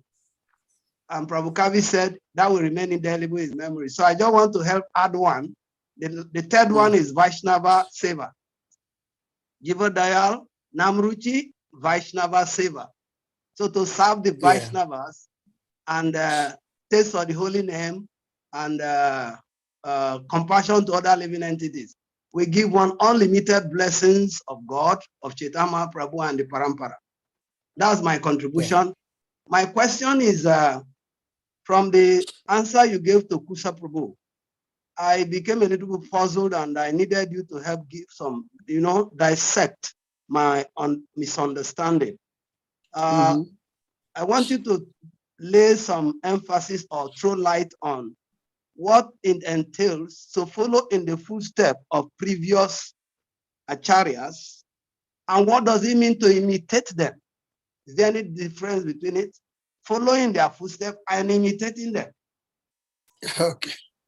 So imitating them can mean just like, okay, the example that is always given is always that of Lord Shiva, who can drink the ocean of poison, but we cannot do this. If we do that, we die.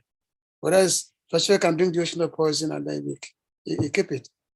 So now the following the footsteps, which means we follow their ways of how they execute their Krishna consciousness, how they practice, that's the following their footsteps in terms of the, they're very attached to the holy name of the Lord. They don't live a life of sense gratification, and they're always encouraging others to become Krishna conscious, and they always engage in worship of the Lord. So that's mainly the following the footsteps. Now, of course, there are activities that one does, especially when it comes to the respect of Varnashram, in the Varnashram system. So in Varnashram system is they become Varnashram, which is basically the activities of this material world, whereby if you're a Kshatriya, certain things you have to do, because the Kshatriya is very heroic, those characteristics of a Kshatriya is there.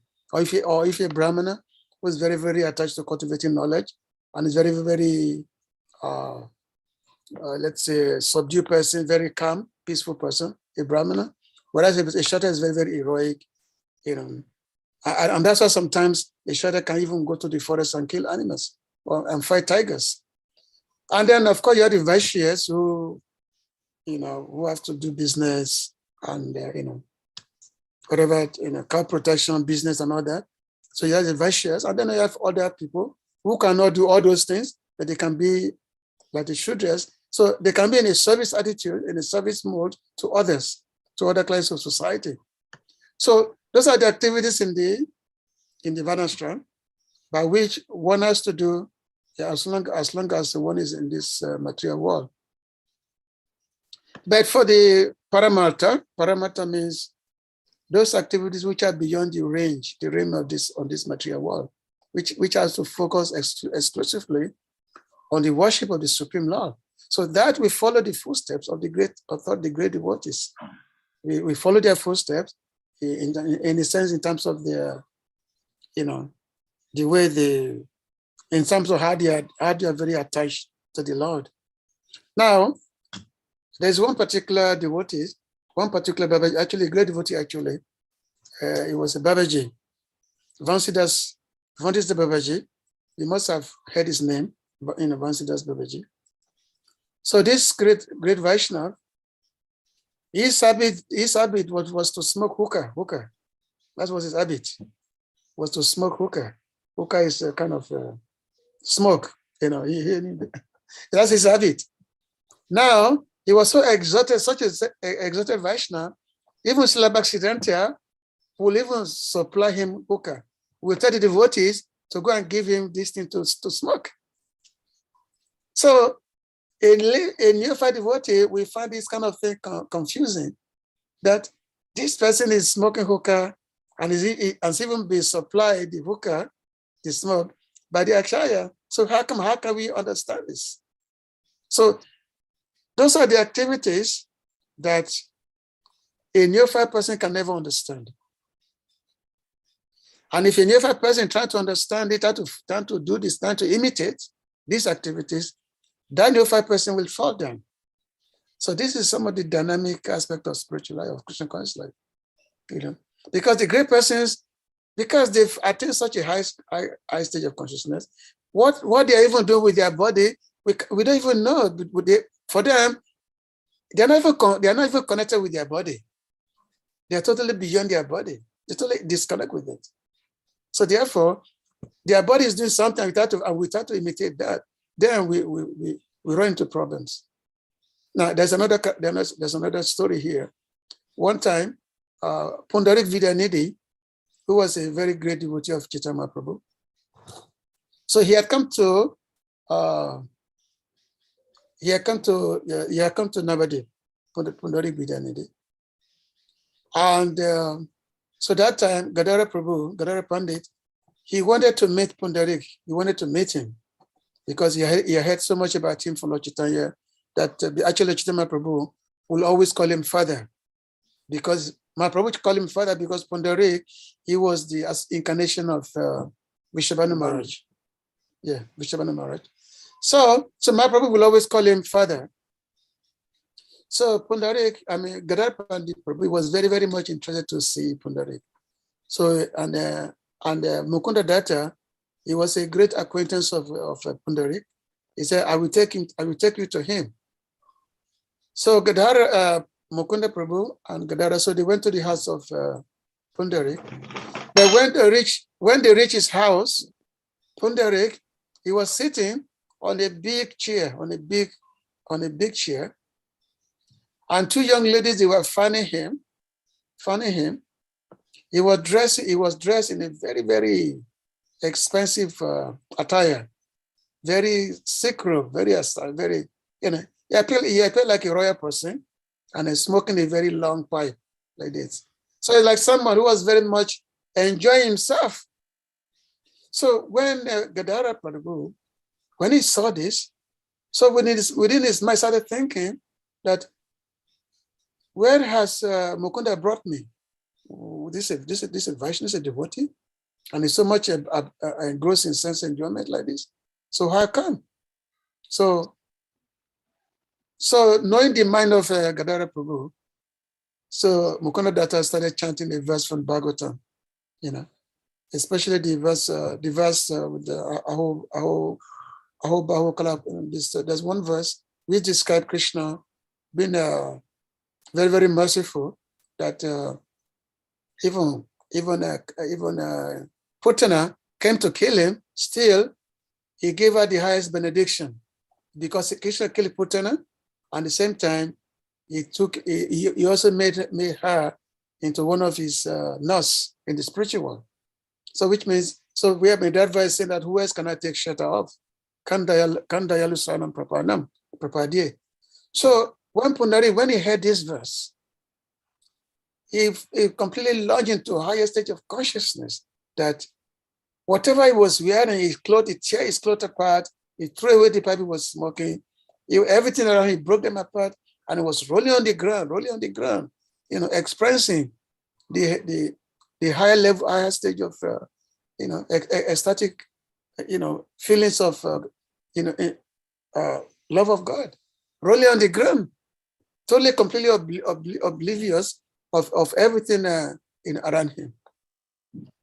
So seeing this, Gadara Prabhu say, oh, this is a great Vaishnava. I was thinking that he was an ordinary person. I'm committed to the first, so therefore let me become his disciple. You know.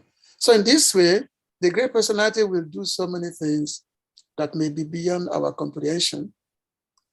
So if we start to think that we can criticize them or we can imitate them, that may not be to our own good. So therefore, all the scriptures say that we just follow their footsteps. Their footsteps does not mean that we imitate them. Footsteps actually means to listen to them, to hear their instructions, and to serve them. That's actually following the footsteps. In that way, we will be benefited. And also, we also advise not to be too close to those kind of great devotees. You cannot be close to them. So some distance, just like in the case of Mercedes Babaji, all right? We cannot be close to him. We cannot be close to them. We can serve them, but not to be close to them, not to be familiar. So in this way, we have to really understand our own limitation. You see, we have to understand our own limitation. And of course, as we continue on in our cultivation of Christian consciousness, this will be entering into us also. We just have to cultivate Christian consciousness in a very, very positive, frame of mind. We should never be negative on anything Christian conscious. Positive frame of mind will enable us to come to this mode, and then we will get the mercy of all these great Vaishnavas. We get their mercy. Thank you very much. I'm grateful. Hare Krishna. Especially for the darshan. Anyway, you're giving your darshan. Hare Chakra, Hare Chakra. No, I'm going to ask these devotees to give me a second. Well, I'll let my time slide. And Sri Shuka, may we go to Hare Chakra since he hasn't asked his question, except if your question is like a follow-up? Yes, my question is a follow-up. Okay, we'll let you go. Yeah. Thank you very much, Prabhu. Just as you were answering the question, a question popped into my head, and that question is, how do we know that someone is imitating and someone is empowered? Because it says that when one is empowered, then it is the person also does the activity that is also similar to whoever it is that has empowered him or her.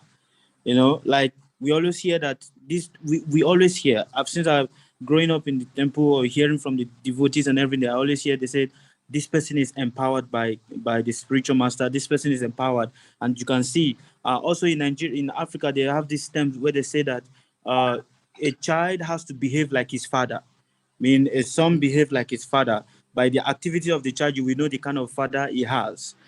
So now, how do we know that someone is imitating and someone is being empowered?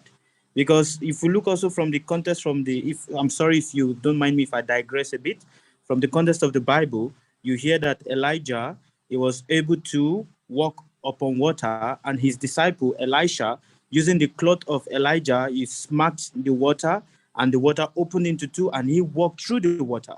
Now, that is empowerment. This empowerment. Now, if someone is empowered by the spiritual master, means that the person also will do activity similar to the spiritual master, or maybe higher. I don't know. But now, how do we know that someone is actually imitating and someone is empowered? Because it seems the same, but how do we know? Prabhu, thank you very much. Now, of course, you've asked a very intelligent question. So how do we know that somebody is actually empowered? Of course, the most important characteristics in Christian consciousness is our own sincerity, because sometimes people have a cheating mentality, and with the cheating mentality, they want to imitate. And in one of the comments made by Srila Bhaktisiddhanta, where it says that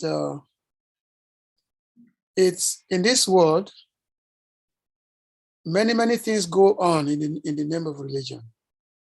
They're actually irreligious acts. But irreligious act is much more famous than the religious acts. And he said that those who are actually dharmic persons, he said they are very, very small numbers. And the common people, people in general, they rather throw stones at such people. They will throw stones at the real genuine persons and idolize the, the so-called people who are full of irreligious acts, but in the name of religion. And these are the kind of people that people idolize. So this is what is common in this age of Kali. So therefore, a devotee is the sincerity what matters for a devotee. And of course, a devotee can actually do things higher than the spiritual master. Just like one time devotees were asking Prabhupada that Srila Prabhupada said that Srila Bhaktivinoda Thakur has said that I have not finished my work. So why did he say that? And Srila Prabhupada replied, he said that so that you can finish it. And that is his mercy on you. His mercy on you is that whatever he has not finished, you finish it. That is his mercy on you. And Prabhupada said that just like I have built 108 temples, but I want all my disciples to do 10 times much more than I do. So that is actually the pride of the spiritual master, great personality, when the disciple do much more than himself. Now that doesn't mean that the disciple has become as great as the guru or has become greater than the guru. No, that's actually a worship of the guru. Just like, for example, now a good example in our ISKCON society, we see that Srila Prabhupada initiated about 5,000 disciples. The old time initiated by 5,000 disciples. But we have someone like Japataka Maharaj, who initiated 50,000 disciples now. Does that mean that Japataka Maharaj is thinking that himself he has become greater than Prabhupada? No. To him, this is his service to Prabhupada. This is his service to, he never think anyway that, oh, he has done much more greater than that Prabhupada do. No. This is his service to Prabhupada. And that is the glorification, that is the topmost worship of Guru. So in this way, and of course now in our own unified mind, we should not think of ourselves to be we are God, that we can identify those who has been empowered. And so because the mentality is that okay, this person is empowered and this person is not. Just like sometimes people may ask you that, oh, what have you done? What have you done for the mission? What have you done? Don't you see what we are doing? What have you done for the mission? So this is not devotee. This is not devotional. Because a devotee in his condition is always remain humble. As he said, a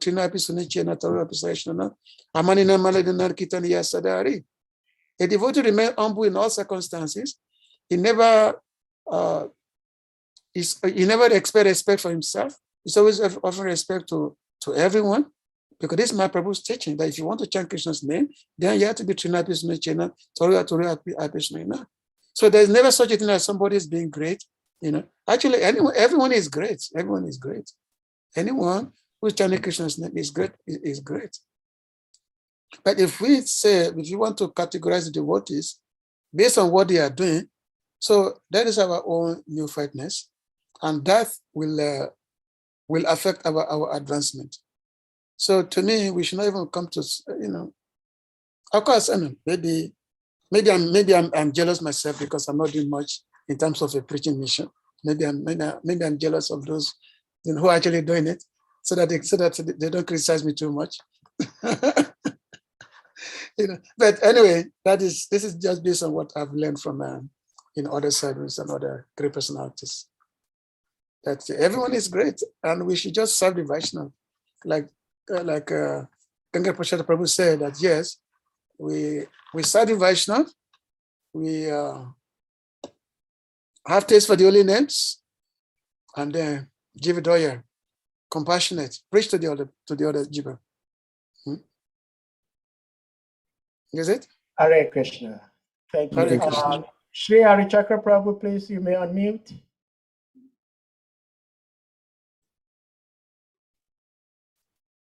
Harichakra, are you hearing? Yeah, I'm hearing. Thank Thank you. Okay. Go ahead. Thank you very much, Prabhu, for your class. But my question is like a follow-up of the question who I think Salika, right? It's rather Salika or Kavika who asked that question. And my question is like a follow-up. Okay. The thing is, sometimes you meet some Christians and they tell you about Trinity. And if you ask them to explain the Trinity, they will tell you this one cannot be explained. We just have to believe. It's beyond our scope of understanding. We just have to believe. And ISKCON, we know ourselves to be preachers. We go out to preach. So, so if you go out to preach, and then we also begin, let's assume somebody has also read our book, like about the question that it's either Salika or Kavikanapu, I don't remember. I said. Then if we tell the person, oh, this is spiritual matters and it's beyond us. So we just have to accept it as the scripture says it. If we cannot.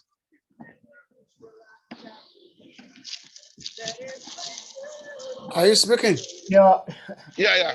Give me a minute. So please ask your question. No. Ask your question, please. If we say something which we cannot philosophically prove, but we just say that, oh, these things are beyond us, and because so there are some things beyond our scope, so we should just accept it. Aren't we putting ourselves in the same category of the Christians who will tell us? Because I know a couple of Christians I've spoken with, they seriously believe that Jesus is God. And they will quote you the Trinity. But if you ask them to explain the Trinity, they will say this thing is beyond human understanding. Human beings cannot understand it. So we should just accept it as it. Aren't we putting ourselves in the same category? If we, there are some things that come up and we cannot philosophically prove it, but we just give the, we just say that, oh, this is beyond our scope. Something that is, are you getting the point I'm trying to make? Yes, I'm getting your point. All right. So that's my question. So now, the way when it comes to the philosophy of Krishna consciousness, actually we have enough ammunition. We have enough ammunition in terms of to deal with any particular philosophical challenge that we have. It's not that there's no ammunition for that, but these certain things, when we have to talk of the particular characteristics of devotees, when we have to explain it, that is beyond our comprehension. That's what we say. For example, like I think who was asking, I think Sukadev was asking about the imitation and following the footsteps. Is that supposed to the imitation and following the footsteps in terms of the difference between that? So we again and again, the imitation and following the footsteps, it's two different things, not the same thing. Following the footsteps elevates you, whereas imitation degrades you. So it's two different things. You become degraded if you're just imitating, but you become advanced, you become elevated if you are following the footsteps properly. So which means the shoe of the guru is there, and you put yourself in the shoe of the guru, then your advancement is very smooth. Your path to Godhead is very, very smooth. So many examples have been cited of how not to imitate, of how to follow the footsteps. So many examples have been cited again and again and again and again. Just like we can read the life of Chaitanya Prabhu and his association, we can read their life again and again. And just by reading their life again and again, we come to learn so many different things. Now, the one particular, I can relate so many stories. So one time, Chaitanya Prabhu, he was going about. He was in that year in his Asulila, He was in the town along with the Srivasacharya. When he was in the township along with the Srivasacharya, Chaitanya Prabhu saw a liquor shop. I mean, maybe that time, maybe it's not the hard liquor that like we have today, but it's a liquor shop according to that particular time. Chaitanya Prabhu told Srivas that I'm going to go inside. I want to go inside. So Srivas said, don't go, you cannot go, my Prabhu, you cannot go. You cannot go. So my Prabhu said, no, I'm going to go. Can you tell me what to do, what not to do? I'm going to go inside. So Srivas said, well, if you go inside, then I'm going to kill myself if you go inside. So he said, because if you go inside, many people who will not understand you, who will not understand your intention, this to give them a chance to criticize you. And then by them criticizing you, that will destroy them. So therefore, I cannot tolerate this, that people will be criticizing you, and then this will be the part of their destruction. So therefore, that's why I'm saying that you cannot go inside. I mean, don't go inside, not that it's ordering. So my Prabhu say, okay, if you desire so, then okay, I will not go inside. So there are many activities like this. So as we said that the activities of a Vaishnava is such that many of them are performed in a very grave fashion, very grave fashion, that is actually very difficult to start to, by logic, we start to apply logic to their activities, But because if we start to apply logic to the activities, we simply become confused by it. We become confused. If we start to apply logic to the activities, we become confused by it. So therefore,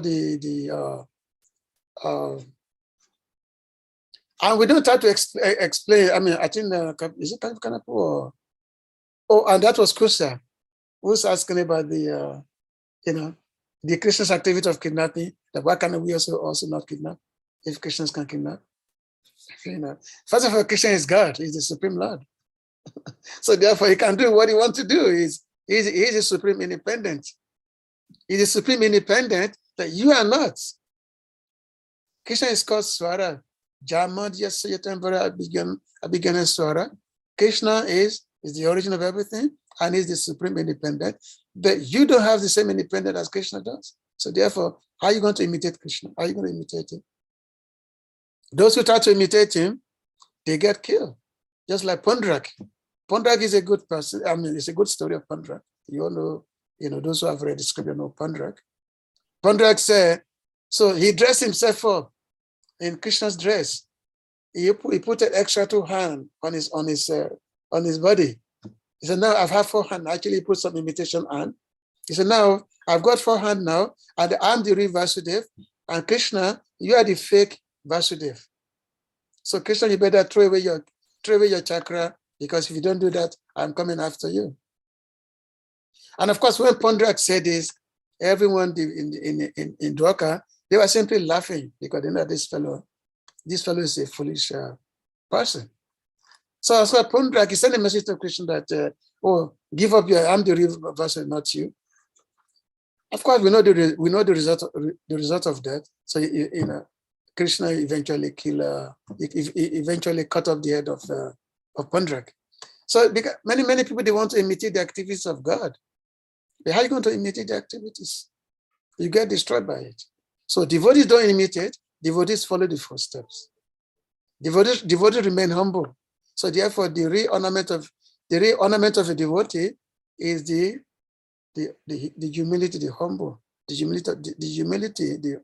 that's the real ornament of a devotee. So my Prabhu said, Taru Apishtaishnan Amanida Manadina, Kitani yesterday that yes, if we want to be able to chant the Lord's name, then we have to have this thing, humble, tolerant, and get ready to offer respect to everyone without expecting respect for ourselves. And it's supposed to be our ornament that we're supposed to put this ornament on our neck. Wear this. If you can wear this ornament on our neck, while chanting, then our chanting will bear results. Otherwise, many of us have been chanting for decades and decades. Still, we are still the same person. We are still the same. We have been chanting for decades and decades and decades. Whereas, if you are we doing rechanting, the result will be there. It will show us in our personality. So this is just something, and I'm not a fan of those who try to compare Krishna consciousness to, or Christianity. I'm not a fan. I really don't find. I don't subscribe to that. But still, the fact is still there. So certain things cannot be explained. But those things, when it comes to the higher realm of Krishna consciousness, that aspect cannot be explained. Why? Because we internalize it. These are internalized. Because if we try to explain it, people will take it the other way. It will be taken the other way. That's the thing. So therefore, we internalize those things. We don't speak on those things. We don't speak on intimate Radha Krishna Lila to the general public, because it will be taken other way. It will be taken in a perverted way. So therefore, we remain silent. We remain silent in those things. We remain silent. Hare Krishna, thank you so much. I would like to remind devotees on this forum, on this platform, that whatever it is, we don't know, but we are so fortunate to be part of this forum because we have lots of amazing devotees who come to speak. And I'm just hoping and praying that we can make good use of the association of the devotees we have at this platform, from their preaching and their examples that they show us. We have a very beautiful chat, a beautiful quote in the chat room from His Grace Srimad Prabhu, and he's quoting from Chaitanya Charitamrita, Untitled Leela, chapter 7, verse 11. I think it also appears in, let me see, I looked at it. It also appears in same Untitled Leela 2:14, where Sri Chaitanya says, Kali Kalira Dharma Krishna Nama Sankirtan, Krishna Shakti Vina Nahi Tara Pravan. The fundamental religious principle of this age of Kali is Harinam Sankirtan. One who is not empowered cannot spread the holy name. So we can recognize an empowered devotee, because somebody asked this question. I think Shukadev Goswami asked, how do we know someone is empowered or someone is imitating?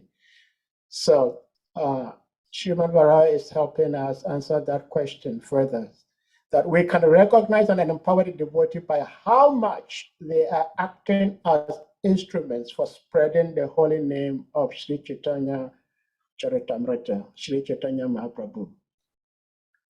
So thank you so much for sharing that. And Sri Ishwara Prabhu, we know you are quite late into the night over there, but you still gave us so much of your time today. Thank you for being here. I have a question, and I think we might have to put it off because it's late. Now, I had to forgo my question for the others to ask their question. So yeah, I would have loved to hear more from devotees, but yeah, it's my 10:30 now, and I have to be there for Mangalati tomorrow morning. So in the meanwhile, I tell everyone has my WhatsApp address, my WhatsApp number, so you can all call, we can communicate, we can chat, we can communicate. I'd love to talk to devotees from our region in Africa. So anybody? Yeah, like I said, I had a question, but I think it's late. It will not be fair to hold you for too long. You've been here for almost 2 hours, 20 minutes. So yeah. At this point, Actually, I was giving a lecture. I think I was giving a lecture in our temple the other day, because normally in India, when you give lecture, people they don't like to ask questions. They don't ask questions. So I was telling them that, look, when I preach to my African devotees, if I preach to for 1 hour, they will ask questions for more than 1 hour. Yes. So everyone was laughing. Yeah. So that's that is how we were brought up, and we continue the tradition. So, because people are very philosophical, people are very intellectual, so that's the difference. Yeah. Anyway, I thank everyone for listening. And yeah, of course, but hold on, please, before we end, His Grace Srivas Manachari, do you have anything to say? Ganga Prashad, Srimad Varaha, if you have anything to say before we bring the actually, let's hear from Varaha Prabhu. Say something.